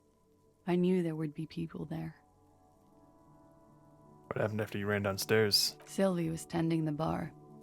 A lot of people were there. The Hardys were at the table in front of the stage. I think the Union box was full. Ruby was there too. They were having such a good time. I sat down and they all welcomed me. I didn't even have to say anything. Ruby knew something was wrong. Ruby? Yeah. Who's Ruby? Ruby. You know, the leader. Oh! Oh! The leader? Of what? The Hardy Boys. She says as if it's self-evident. I thought Hardy was the leader of the Hardy Boys. Well, nominally, yes. Ruby's the one they go to when things happen. Things they need taken care of. She's the organizer. Don't make her say it again. She's the cleaner. Would you say she is the 8th Hardy Boy? Why not? Okay, let's go on. What then? Well, Ruby said let's talk upstairs. I showed her the room. I've known these people since December. They know my situation, that I can't leave a paper trail. Ruby was the first one I told. She said she'd take care of this. It's what she does, you know, take care of things. I helped her get the body to the bathroom. We used a belt to pull him up under the shower, to keep him upright. To mislead you, they were tampering with the body. To produce lividity, matching a hanging? Yes. We Smart. completely missed the tampering. Looks like you got there in time. What was this, 20 minutes after death? Oops. Oops, indeed. Sick failure there, visual calculus. About 20, yes. Ruby explained it would make the blood... You know what he does. She looks at the ground, then raises her light brown eyes to meet yours. Then what did she do? Ruby went outside to talk to Titus and the boys. I was just looking at Lely in the bathroom. I had to put his clothes back on. His armor, too. Oh. It's tough, but I've seen him take it off and put it on many times. It took Ruby maybe half an hour to come back with Titus. I'd gotten him ready by then. They carried him out. I knew what they were going to do. Make it look like a hanging. Ruby said they would. What did you do while they were hanging him? Ruby said to wait here. She also said I wouldn't see her for a while. That we should lay low or something. So I did. That's why she disappeared. This Ruby, where is this Ruby now? I don't know. I haven't seen her since. That's going to be a tough order. We will need to take this question to the Hardy Boys. Interesting. Why did this Ruby go through so much trouble to hide something someone else did? Look into this later. When it happened, did you hear a gunshot? When he was shot? I may have. I don't know. I couldn't hear anything over the glass exploding. The gunshot wasn't that loud. This is something to keep in mind when assessing the distance of the shot. I don't think I should ask this. Could the people after you have killed him? That's the first thing that went through my head when I heard the glass break. Wasn't the first thing that went through Lily's head, and... I thought they'd found me. They've killed him to punish me. All last week, I've tried not to talk to anyone or be seen with anyone. She looks at her cigarette. So they wouldn't be hurt. I've come to understand, however, this is paranoia. What happened didn't have anything to do with me. Either way, something to consider. We can't go after Loose Cap. Not yet. There are other, saner leads. I don't ask you to, Lieutenant. If there's one thing I know, it's that you'll get nothing from there. Why did you call the cops if you were hiding? Because I'm an idiot. The answer comes fast. Which is an indicator of truth. Idiot. She's nothing of the sort. So you would have us believe, but you're not. You have to understand, the people around here, no one was making the call, and he kept rotting. And then they picked his clothes off, and that little fucker threw stones at him. Kuno. Her jaw is clenched. Her throat moves. It takes all her strength not to cave in and sob. Once. Just one time. He kept throwing stones at him for 3 days. I could hear the thud. Thud. So I called you. I hope with all my heart it's not the last thing I do in Ravishol. She definitely called the cops. That was task complete. It could not have been a lie. That is impossible. When was the window changed? Last week.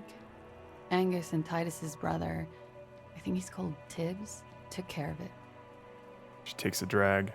You should have another look at that window after this. Reconstruct the scene. It's right there. In her bedroom inside?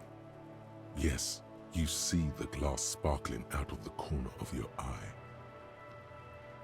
I think we're done here. For now.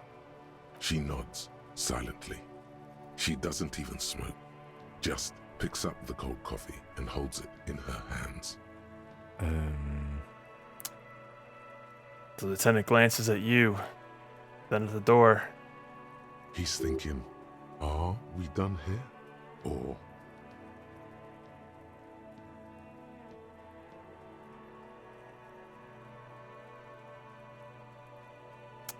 In God's name. Wake up! 72%. Fuck! You are awake, sire.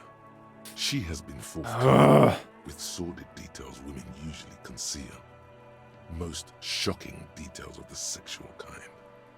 We are a bulwark, unbreached. Bullshit.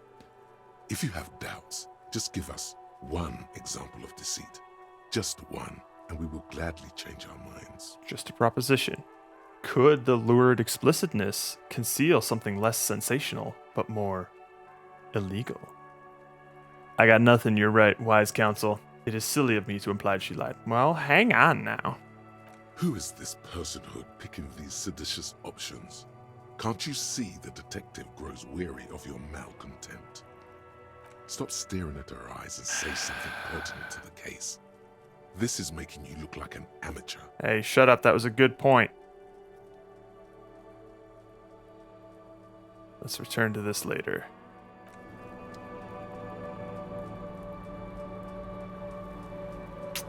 Something fishy's going on.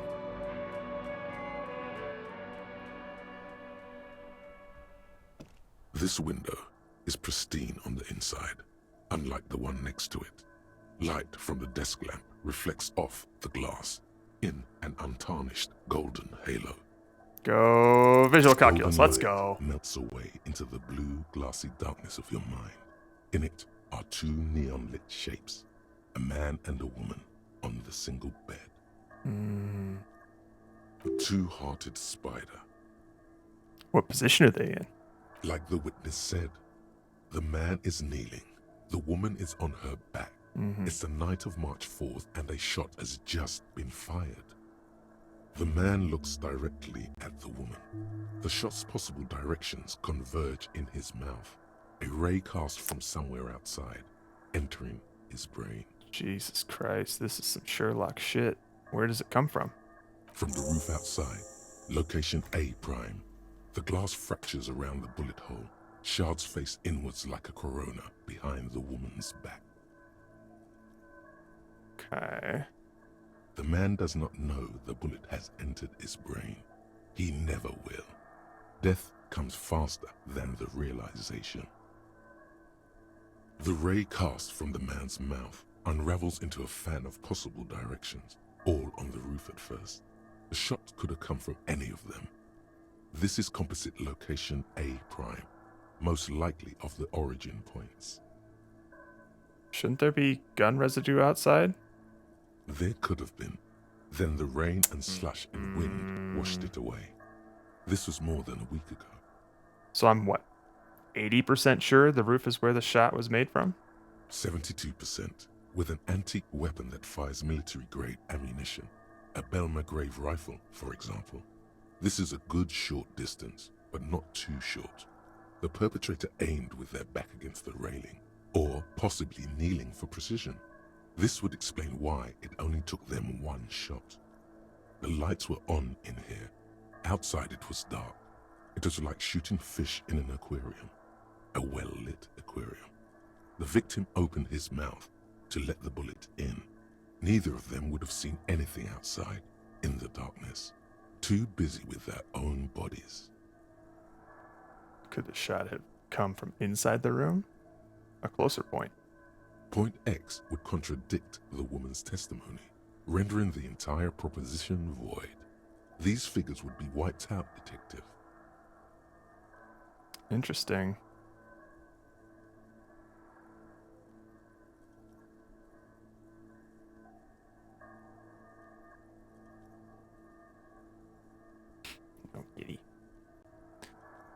any arguments against A prime? The roof? None that you've found thus far, but that doesn't mean there aren't any. Could there have been another point of origin? Further away? That's a 28%, yes. In this model, the shot could have come from a greater distance. Nothing excludes the possibility. Should we extrapolate to include every possible point of origin in Martinez?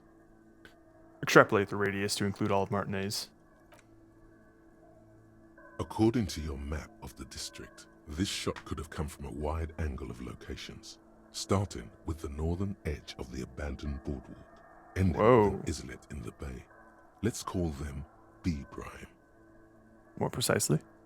B prime for boardwalk, B double prime for Land's End, and B triple prime for the islet detective. There may be smaller points in between, but those are too fine to zoom in on. Have a look at B prime, the boardwalk. 700 meters away. The likeliest of these B positions, 20% chance. A skilled sniper could have made the shot, provided he had a safe sniper's nest. Even with the light on inside, we're talking military training. Damn. At that distance, the perpetrator would have had to take wind direction into account. Yikes. Land's End? 1.2 kilometers away. The least likely of these positions. Let's say 3%. A truly skilled sniper could have done it. Possibly from a tent. No. Too far-fetched. Triple prime. 1 kilometer away. An unlikely point of origin. Beyond the docks somewhere. On an islet in the Bay of Martinez, perhaps. There are islets there, badly charted as they may be. The shot would have been a small miracle, 5% likelihood. There is an extremely narrow field of view from the bay to the window, between Rue de Saint-Ghislain 10 and 33A. The angle would have been extreme, and access to the islets is questionable. Kim, do you think the shot could have come from further than the roof? In Martinez? From where, precisely? Let's say B prime, the boardwalk, B double prime, Land's End, B triple prime, the islet. I see you have given this a lot of thought. Are those the locations you've singled out in addition to the roof? And what is the likelihood, in your opinion, that it came from a further distance? Much less than from the roof, but still. Okay, well, we should see if there is gunshot residue or sniper nests if we go down the coast. Rule these spots out one by one. Good call. It would be the diligent thing to do. Until then, personally, I'm going with the roof version. It fits the hidden path through the whirling. A simple hypothesis. That's true. That's true. We have a skill point, ladies and gentlemen. Option 1 is a random skill. Option 2, a thought that we will vote on because there's like a dozen that are available. What's it gonna be? Option 1 is a random skill. Option 2 is the thought cabinet. I'll get my D24 open just in case.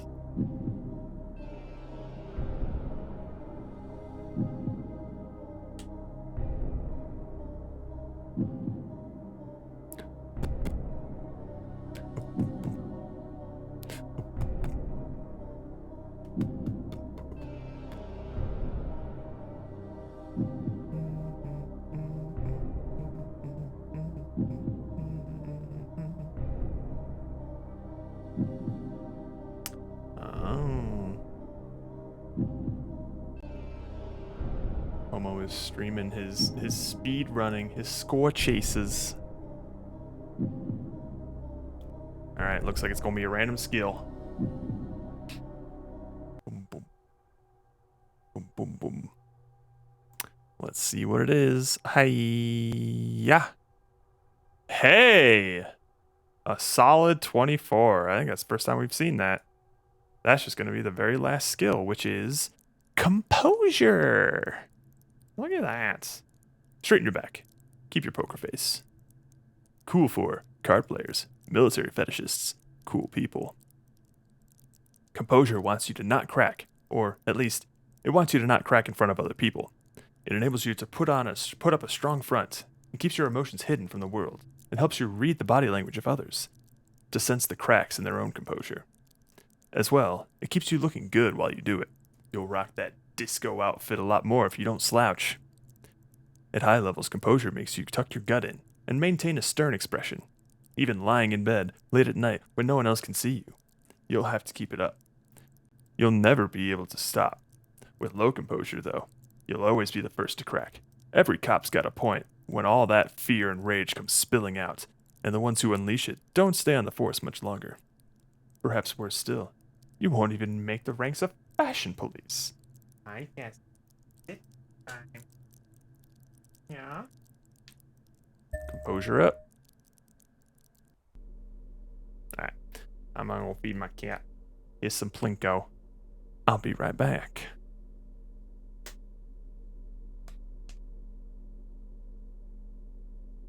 Come on, kiss this.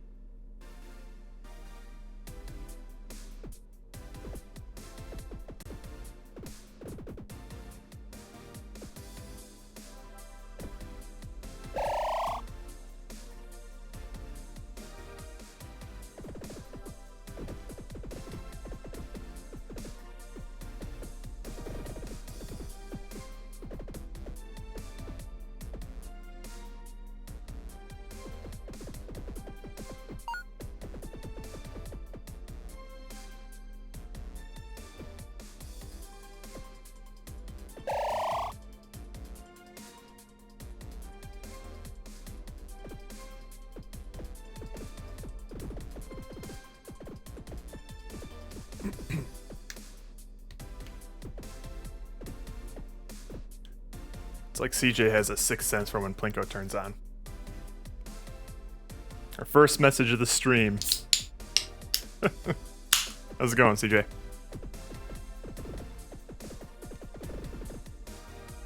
Apologies for the delay. I had to watch my cat eat for a little bit because earlier during lunch she did a little borf while she was eating. So I wanted to make sure she was alright. Looks like she's doing good. Yeah, she's fine.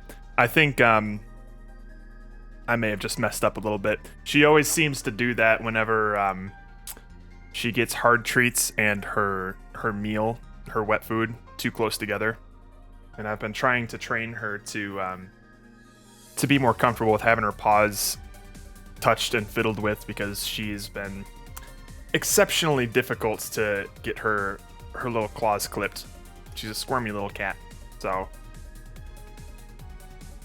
she's getting a little better with having her paws touched. She lets me do that now as long as I give her the little click and give her a treat, but I did that basically right before feeding her lunch. And that tends to not work well with her stomach because I'm basically using just dry food pellets, and she's been eating those without chewing them at all. She just like swallows them. It's like, where's the next one? Where's the next one? Yeah, that tends to be how it goes. Like she's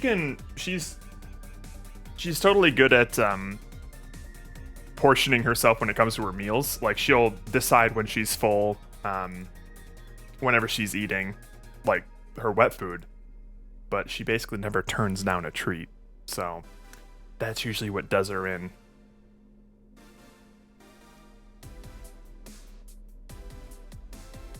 Anywho, back to disco. Alright. Anything else we want to chat about with Little Miss Orenie? Or Klasia? Officer, it's a fine day for questions. There's no way. There's no way we could do that. Yeah? That door there, did you know it leads to the downstairs elevator? I did not. Do you think this has something to do with what happened? It's possible. Mm-hmm. She keeps looking at the door with a worried expression. The wind ruffles her hair. There's a peephole on the other side, looking into your bedroom. A peephole? You mean like a hole in the wall? Yeah. Yes, looking into your bedroom, miss.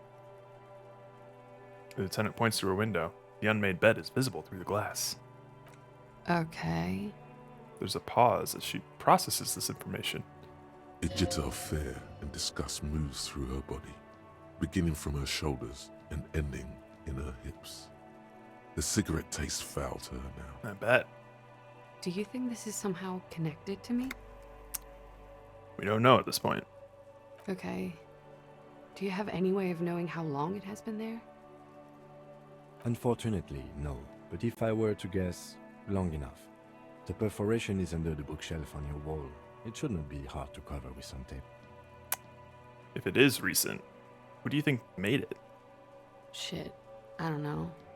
Maybe it's been there for a long time. Maybe the local kids use it or something. I don't know. I'll be fucking covering it up with a lot of tape, that's for sure. Was there anything else back there? There were tracks on the floor. They're recent. Huh. This isn't good. She's straight as a stick, suddenly. There's an old pinball workshop. The room back there. This place used to be the pinball arcade. Okay. I'm glad someone's had fun. You know, maybe.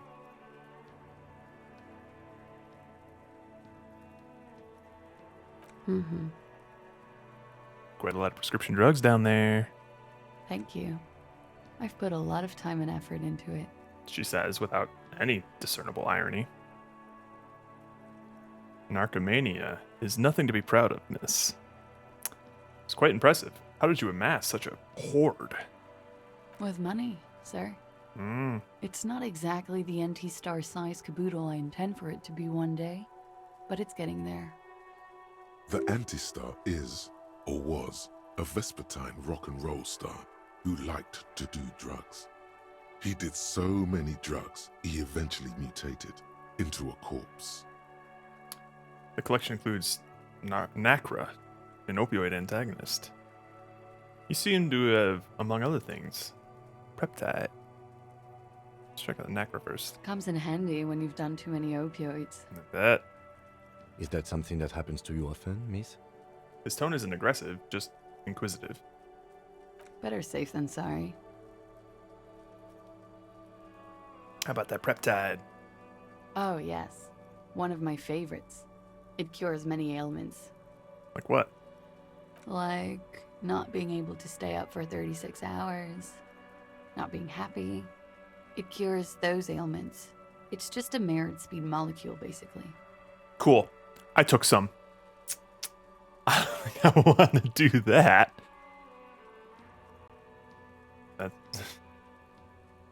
That's all as far as that goes then.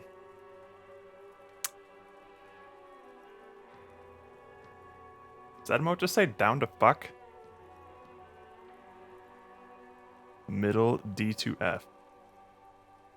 There's some math joke in there. No. Very funky. D2F ratio. D2F ratio. Oh, dick to floor. Oh, that makes sense. That's middle D2F. I see. Man, it's been a while since I've watched Silicon Valley. That was a great scene. That was the scene that sold me. I think I saw that clip on YouTube and I was like, I gotta fucking watch this show because the conversation that they're having here, it was very similar to the sorts of conversations that I would have with like my programming study group back in undergrad in terms of trying to fix or come up with algorithms to solve our projects and things like that. Good shit. What was that? Funky Town?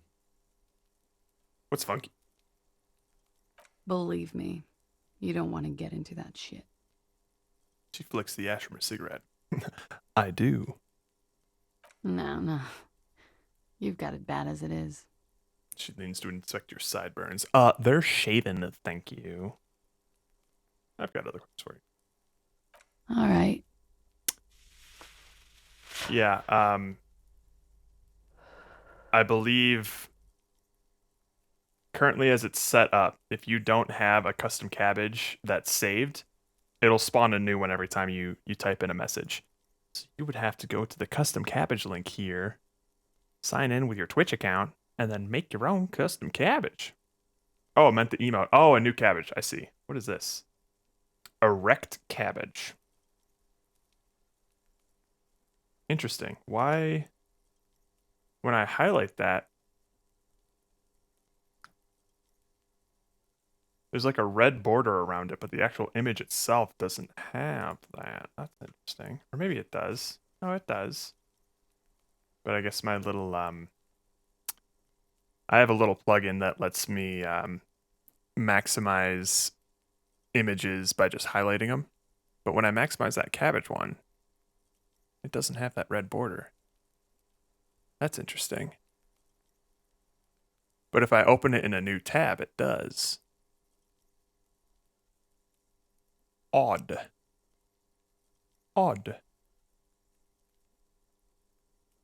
Weird.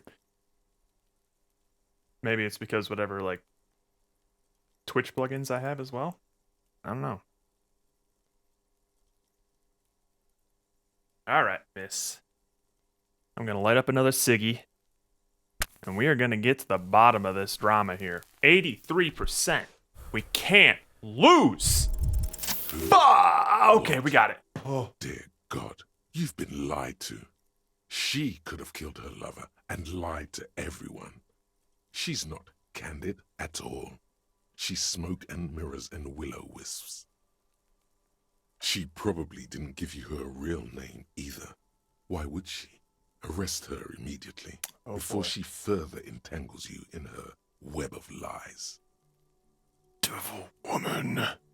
Kim, why have we not arrested her yet? You know, I think you didn't make that call at the station. No, she definitely did. Your real name isn't Klasya Mandu. That's probably right. What if I told you you're under arrest, miss? Your real name isn't Klasia Amandu. I agree. Ooh! You wouldn't give us your real name. Not That's when what I'm people are saying. after you. Absolutely. If your name appearing on like government docs or in a government database spells death for you, why the fuck would you give your real name to the cops? Okay. Her voice cracks suddenly, like there's a garrote around her neck. Okay, what? Okay, it's not. Good. You can tell me the truth. You log your work every week. It's all transmitted to Common, sir. I couldn't just beg you not to enter my name. Yeah. So I lied. Like I lied before. Like I did at LCSB. I have to lie all the time. I'm so tired of it. She looks at her hands. Her fingernails are chipped white. Was the passport bullshit too? That passport you keep hidden. No. It's submerged in a plastic buoy on the coast, in the reeds. It just doesn't say Klasia Amandu. It says Anouk Mea Smith. Falsified documents? Passport and visa. Given to me by my employer. Wow. I can't even use them. My employer probably leaked the name, Maya Smith, to hurt me. Why would they do that? I didn't show up to a rendezvous. They don't take that lightly. I didn't show up because I was afraid they'd do something to me. The job was finished. I'm just a liability now. That's a scary world. Where is this buoy? West of the boardwalk, in the reeds. On the coast there. I put it there when I first arrived. Haven't been there since. I'm not sure I could even find it now. It's useless. West of the boardwalk in the reeds. We have to check this buoy out. The lieutenant makes a note of it. You're welcome to it. It's in the reeds northwest of here. Past a broken sewage pipe. Right near the waterline. Perfect. Tell me your real name. You can upload separate image. Oh! Interesting. Yeah, see, the way that I do it is I just upload the highest res and it autofills all the different sizes. Interesting. It's Katarzyna Lazie. Smile on her face is timid. Almost painfully so. It's a Grad name.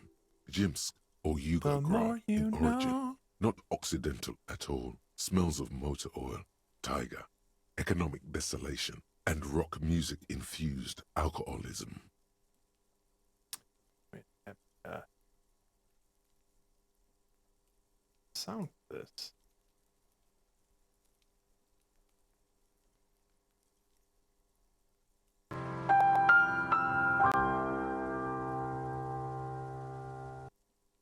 Adios, Gorley. Get some sleep.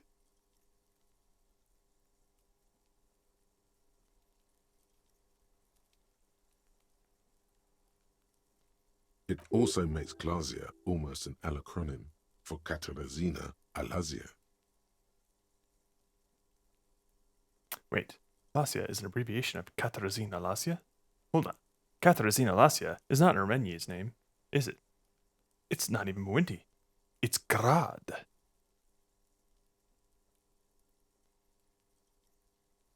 It was a sentimental thing. I wanted to be more me here, this time.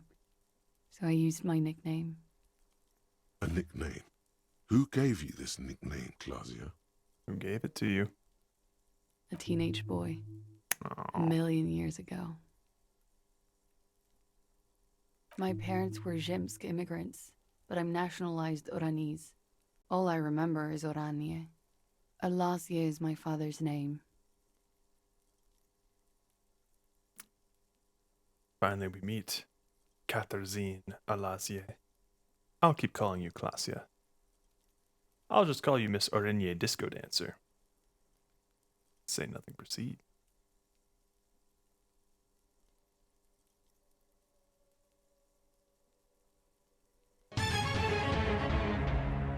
What are we calling this lady?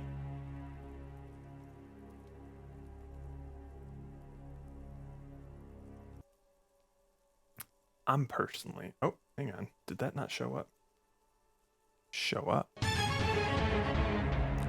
There we go.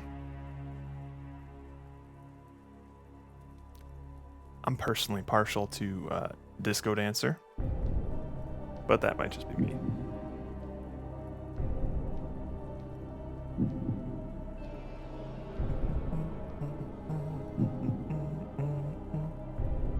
How are you? He's just chilling, staring at my Switch again. I think this game really gets the Switch purring with heat. So she just likes to sit next to it. You just want to say nothing? Well, the numbers are confusing, but this is 1, 2, 3, 4. So if you vote option 5, yeah, poo poo.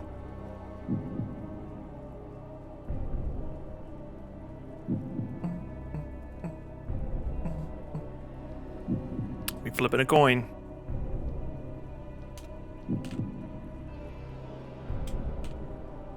Oh, Jesus Christ.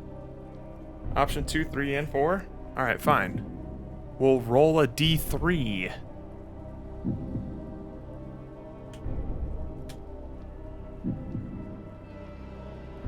Whatever that would look like. Alright, here we go. Here we go. Here we go. Hiya! Tube. 1, 2. We'll keep calling her Klasia. That's cool. She looks at the ashtray. Ashtray. Then up at you. You're probably not even Miss Arenier 37, are you? I am. They can never take my sash and my scepter from me. Yes, they can, for lying. Enough. She nods, her back straight, ready for whatever is next.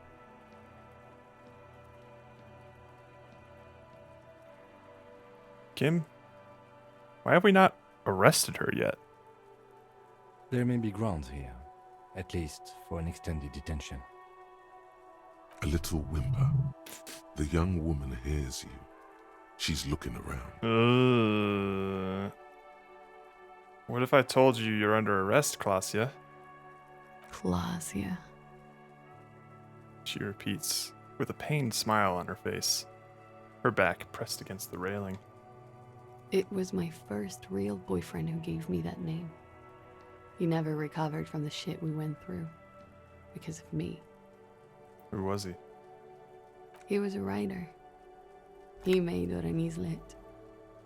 And I destroyed him. She looks you in the eye, her mouth quivering. I know I'm shit. I know. But I haven't done anything. At least nothing illegal.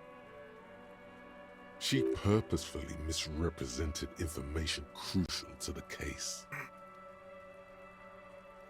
Fucking mind games. Enough. Oh boy. That's right, gang. Stern and merciless now. Stern and merciless as we reel her in. You misrepresented information about the case. Without the Hardy's confession, we'd know nothing. You're a suspect in a murder investigation. You're a flight risk. That's all the reason I need. You're not playing these mind games with me anymore. You're coming in. Industrial espionage. We uphold international law here in the zone of control. Hang on. The lieutenant produces a pair of Oh, fuck. Please no. Her eyes become round with fear. Gotcha, bitch! Oh, God. She tries to back further off. But there's nowhere to go. A 2-story drop to the Plaza Mosaic. If she could, she would have run before. I think I know who did it. Who shot Lely. I can tell you. I can help you. She knows something. What do you know? Who shot him? She's silent for a second, as if looking into herself for certainty. Then, in a hushed voice, she says, Ruby.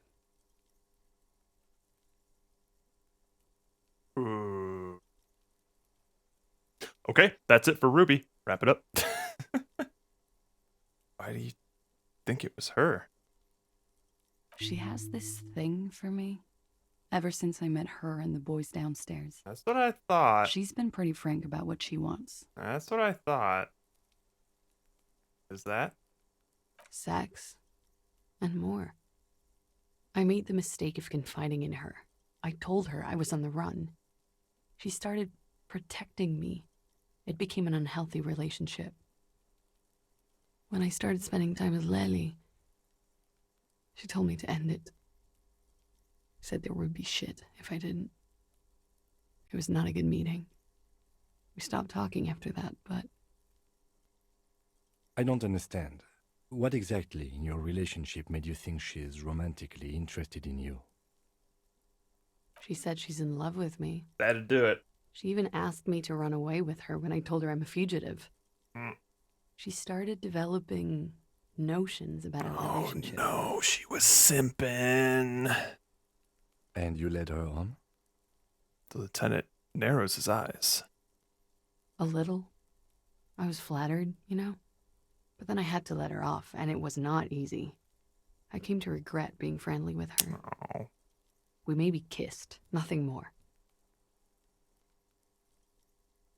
Sounds like she was fixated on you. This is just an assumption. Correct, Kim. I know what it sounds like. That's why I didn't want to tell you before. But she knew what had happened when I came downstairs. She raises her eyes to meet yours. Somehow, she knew Lely was dead. She wasn't surprised at all. When we came up here, she was calm as a stone, too. She cleaned it all up like she had a plan. This is a familiar theory. You had it too, remember? Could it be that Ruby was covering up after herself? The lynching?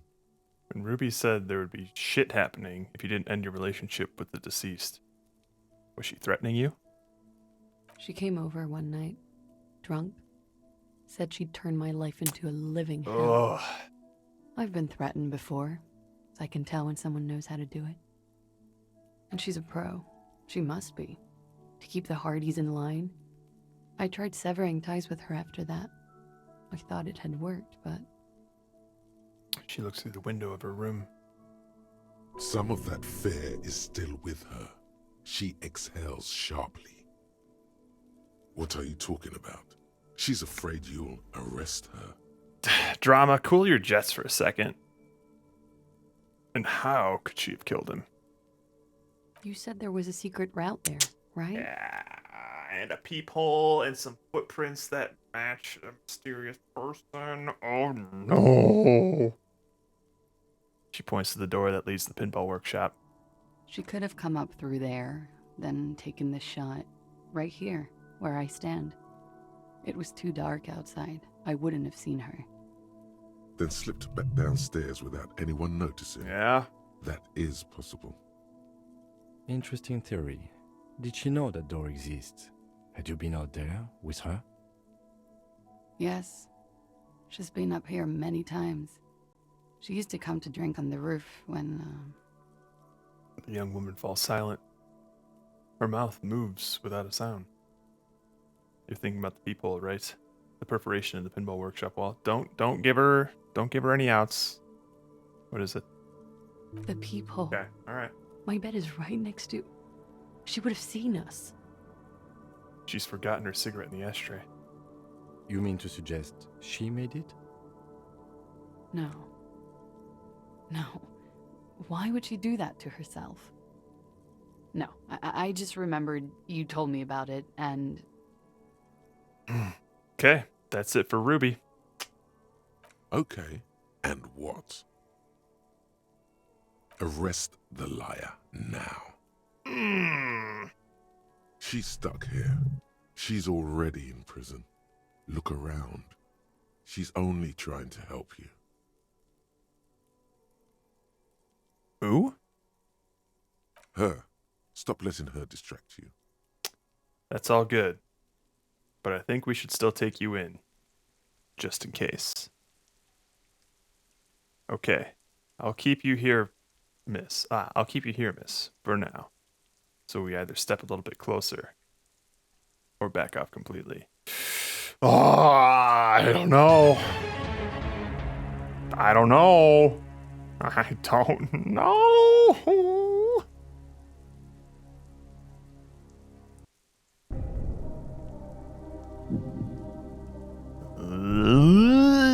Are we gonna arrest this person? If we do, she might as well be good as dead once we put her into the system.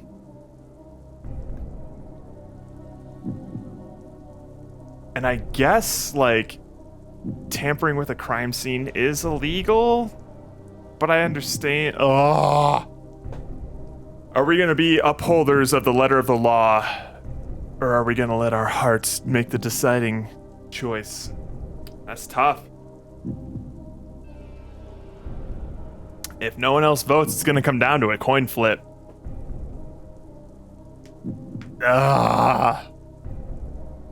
Objection! Oh shit!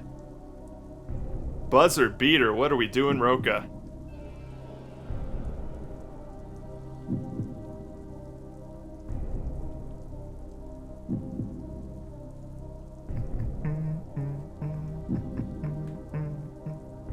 Free her. Alright, you got it, Chief.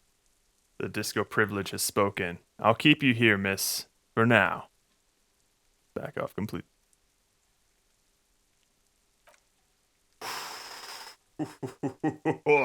Thank you. Thank you. You won't regret it. She cradles herself for warmth. Something Oh, good for you! Let's change the subject for the time being. She slowly lights another cigarette and steadies her breath, as if in the presence of some tiger. You are. This is not the end of this. Let's get back to those lies you told. All right. Let's return to this later. Don't make me regret this. Alright. Let's get out of here. Make it work. Go, go, go. Do it. Why, hello there, Pomo. Make it work. Naturally. You know what, we've spent too long this stream with clothes on. God forbid.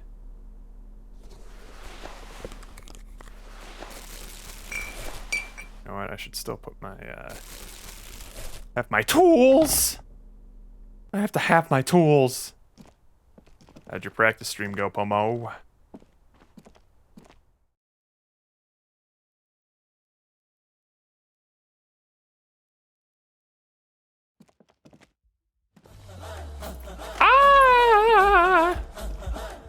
Thank you for the raid. Thanks for making me strip before raiding with a bunch of people. What'd I miss? A lot of plot stuff. We discovered that Lele, the guy who was murdered, did not die from a hanging, but was instead shot by a mysterious assailant in the dark, and then the Hardy Boys, as well as Klasia, coordinated to fake his death with a hanging. And this was all coordinated by the 8th Hardy Boy, a girl named Ruby, who was the person who has been smuggling drugs into Martinez and is currently mysteriously missing. So a lot of development in the murder department.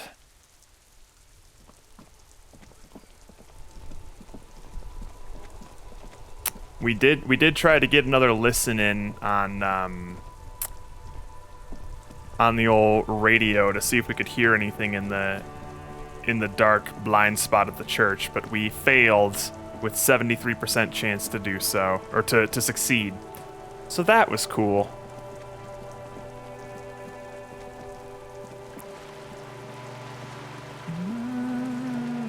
Oh, right, we have to investigate the different places where this shot could have taken place. This coin-operated viewer is facing south. The instruction manual says to insert 25 centimes and pull the handle. 83, and that's like my Then use the focus knob My to worst zoom in odds, man. if necessary.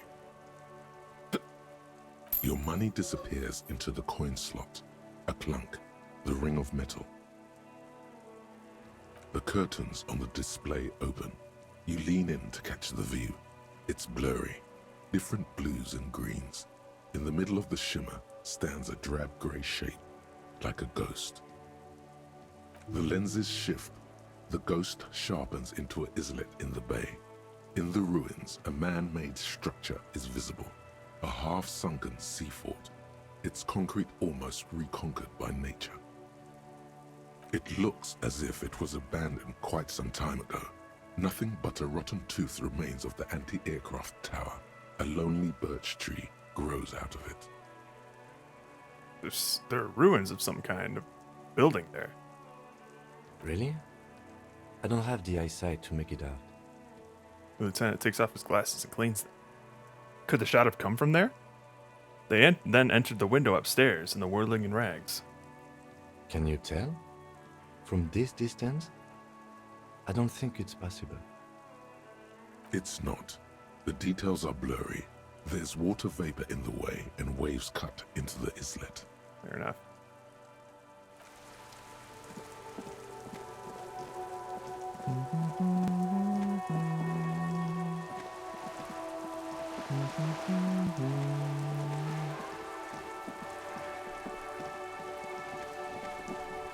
Just waiting around for our communist meeting. You're back. Good. What can I help you with? More lessons in Damn, these basic are all reality. just locked. My favorite part of the day. Go ahead, ask me anything. AMA. What is reality? Good thing we're a communist indeed. 58%.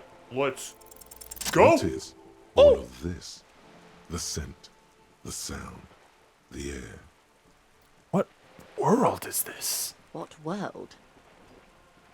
The only one, I suppose. The world of matter. And its pale antipode. Of bodies of water and forest-covered surfaces, clusters of light where the cities lie. You've seen the montage. We all have. This world is enough. It must be. This is the greatest and the kindest arrangement the atoms had in them. The best of all possible worlds. Indeed. There is a term of endearment they coined for it. In the DeLorean century, when humanity was high on this world, discovering more and more of it. These archipelagos included. What is it? Elysium. Wait. Is this the one with the evil apes? Are you serious? Is that a Planet of the Apes reference? Elysium. The world needs a term of endearment. The world does not deserve a term of endearment. The one with the evil apes? Not in this case, no. Planet of the Apes That is canon sounds in more Disco like Elysium. something the Mesk petro-fascists might say. I didn't mean to sound racist.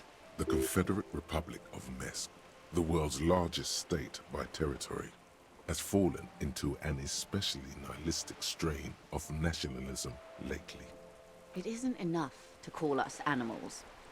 Even animals aren't animals. What are animals then?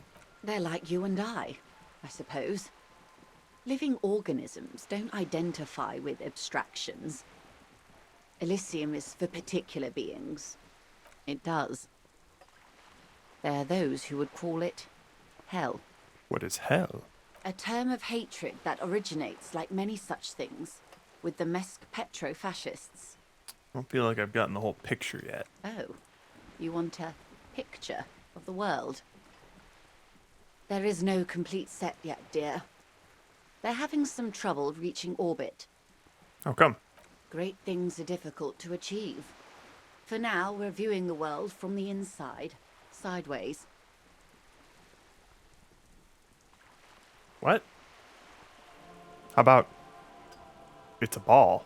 That's looking less and less likely, Detective. What? You don't know it from the tabloids, but the ORG nations have been launching weather balloons into the lower ionosphere since the 30s. ORG, Occident Revachol Grad. There's a steadily increasing trickle of images. Between the big three, they're piecing together a dark grey corona. A dark gray corona? Yes. Pale covers 72% of the surface. There are grey flares and prominences, even arcs above entire isolas. The images are blurry, but if there was a sphere in there, it certainly looks like it fractured a long time ago. I remember this being a really cool aspect of the world. A cold fear seeps into you. Oh my god, wait. What the hell are you telling me? You seem to be spooked. Please don't be. Her voice becomes homely, calm. She lets a moment pass. The pale? And what do you mean, corona? They say there is a rarefied envelope of matter surrounding the darkened disk of our planet. That is, if we are still living on a planet. Or, to speak more plainly, imagine vast swathes of land disrupted by nothingness. Wild. I am sorry, dear. It must sound quite terrifying through the acute encephalopathy. Even scientific positivism isn't entirely convinced about what we're dealing with here. Slowly starting to paw at it. But this is one of the greatest questions of our time. Maybe when they get the complete set together, it will jolt us out of our rut, bring us together, however naive it may sound. That's so wild that, like, there's these land masses in this world that they can see, and it's basically, they're separated by real life fog of war that they can't see into, don't know what's there, and doesn't dissipate. A fractured corona doesn't feel like it's going to bring anyone together. You have misimagined it. I don't have the power to convey to you the effect and geometry of the images that depict our world from below low orbit. It's like the crowning of the world. It's insane. Very disco. You'd love it. Oh, well, if you say it's disco. See? Everyone finds something worth holding on to in this world, however wasted its opportunities. The lieutenant observes you both, silently. He adjusts his glasses. You said pale. What is pale? The pale is not, technically speaking, part of reality. Yes. Also, I think we've had enough excitement for today. We do have a case to attend to. Of course, Lieutenant. Let's try something else. I don't want to. I want to know what the pale is. I don't think your colleague would appreciate that. Kim? He has already been so patient with this whole exercise. Kim? Let's continue with Talk to something Joyce else. about the pale without All Kim. right? Okay. You can ask about anything else in the world. Anything. You could sneak back later when the lieutenant is not here, unless you can convince him to step aside. Kim trusts us still. Kim?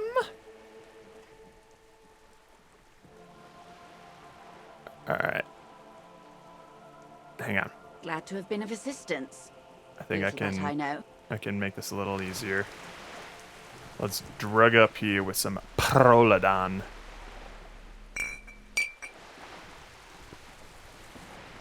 Whoops, whoops, whoops.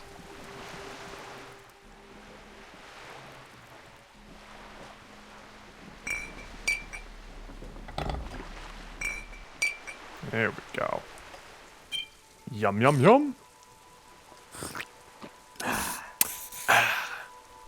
All right, Kim. You're back.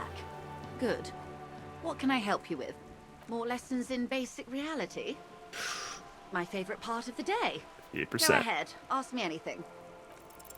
Is what you want to Oh, do. Snake Eyes, Should come you? on! He expressly stated you shouldn't hear about it. What if it renders you mad? Or catatonic? Or makes you lose your memory again? Yes? That's all for Glad to now. have been of assistance. The little that I know. Alright. Let's get you to bed, Kim. You've had a long day, huh?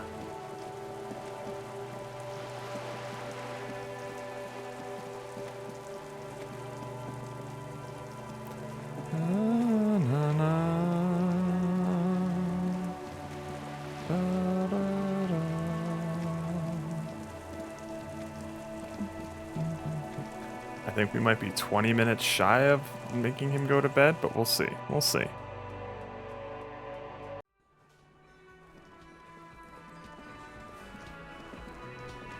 Alright, we're in nighttime mode. That's good. That's good. Low on morale? Put points into volition. What if I could, bitch? Right, come here, Kim. You off to bed? Go to bed. Ah, oh, damn it. Kim tries not to look at your broken down bathroom door. Yeah, fair enough. A mirror hangs on the bathroom wall. It's barely covered in steam anymore. You see yourself, the expression, fixed to your clean-shaven face. You're Know still the origin, no more steam. Recited the poem, Tommy. Oh, hey, that's a big one. When we shaved. I think we can do this if I just, booze up.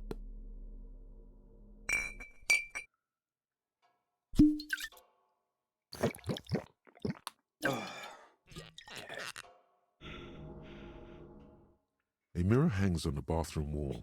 It's barely covered in steam anymore.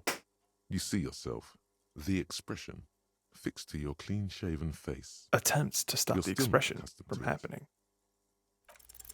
Still not happy. Oh, it won't come off that easy. On! Are you kidding me? Why am I so shit at this? Kim also tries not to look at the pile of taped viscera on the carpet, or the weird suitcase on the hat rack, or the potted plant dying in the corner. But it's all just too morbid to ignore. The man is finding it hard not to trip on the tape, and not to send any of the bottles rolling across the floor. Where unidentifiable sludge makes it hard for him to breathe. Smells of vomit in here. This is where the magic happens. And by that you mean crimes against humanity? Yes. Disco door gunning villagers. Well, crimes against myself anyway. I defied the bourgeois morality in here. Defied it hard. It's an expression of me, my individualism. No, I meant disco. That's an expression of me. I have no idea what that means. He looks towards the exit, longingly. All right, Kim, I'll spare you. Get over here.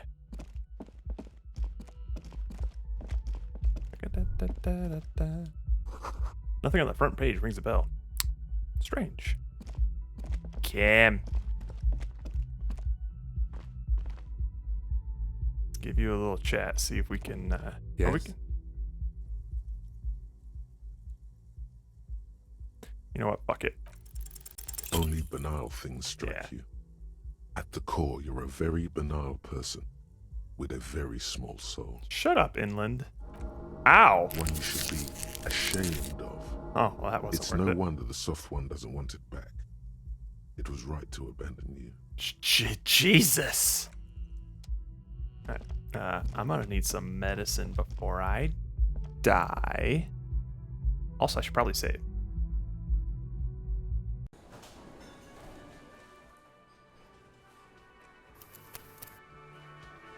It's actually about time for me to start wrapping it up, so let's get some medicine. And then we'll figure this out next week. We made some pretty good progress today, though.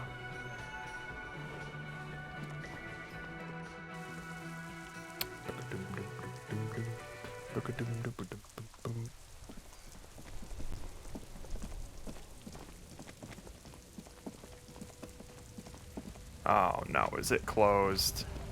No, we're good. Cuckoo. Medicine, A please. small cabinet on the wall is filled with various Okay. Thank I hope St. you. Batiste makes you feel better. God, it's such a game changer that I have free lodging and don't have to pay $20 a day. I am rolling in the cash. Alright. Now we'll save. And we will call it stream.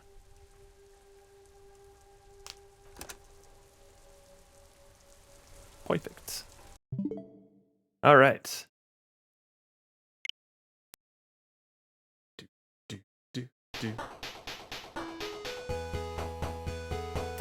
Well, we will be back tomorrow with, at some point we'll be playing,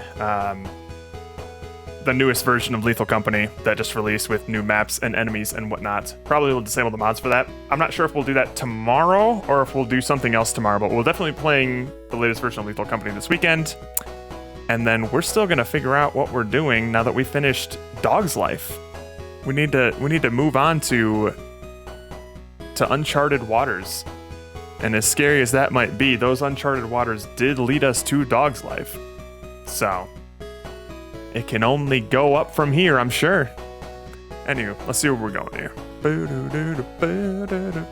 Ocean Man.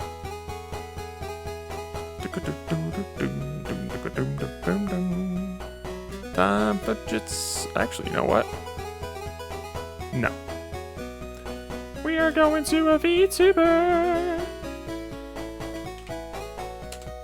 Pumpkin potion. Alrighty. Well, yeah, we'll be back tomorrow with our usual weekend shenanigans. But until then, actually, when does Ludum Dare end? When are results for that? 7 days. So, 7 days, 21 hours. Oh, okay. So it ends Friday. It ends Friday at stream time. Next Friday at stream time. Okay, so we'll definitely be at the very least talking about Ludum Dare for the first part of next Friday's stream, that's for sure. Anyhow, I've wasted enough time as it is. We will be back tomorrow, but until then, love you, miss you, mean it. Later, Cabbage Patch. Adios.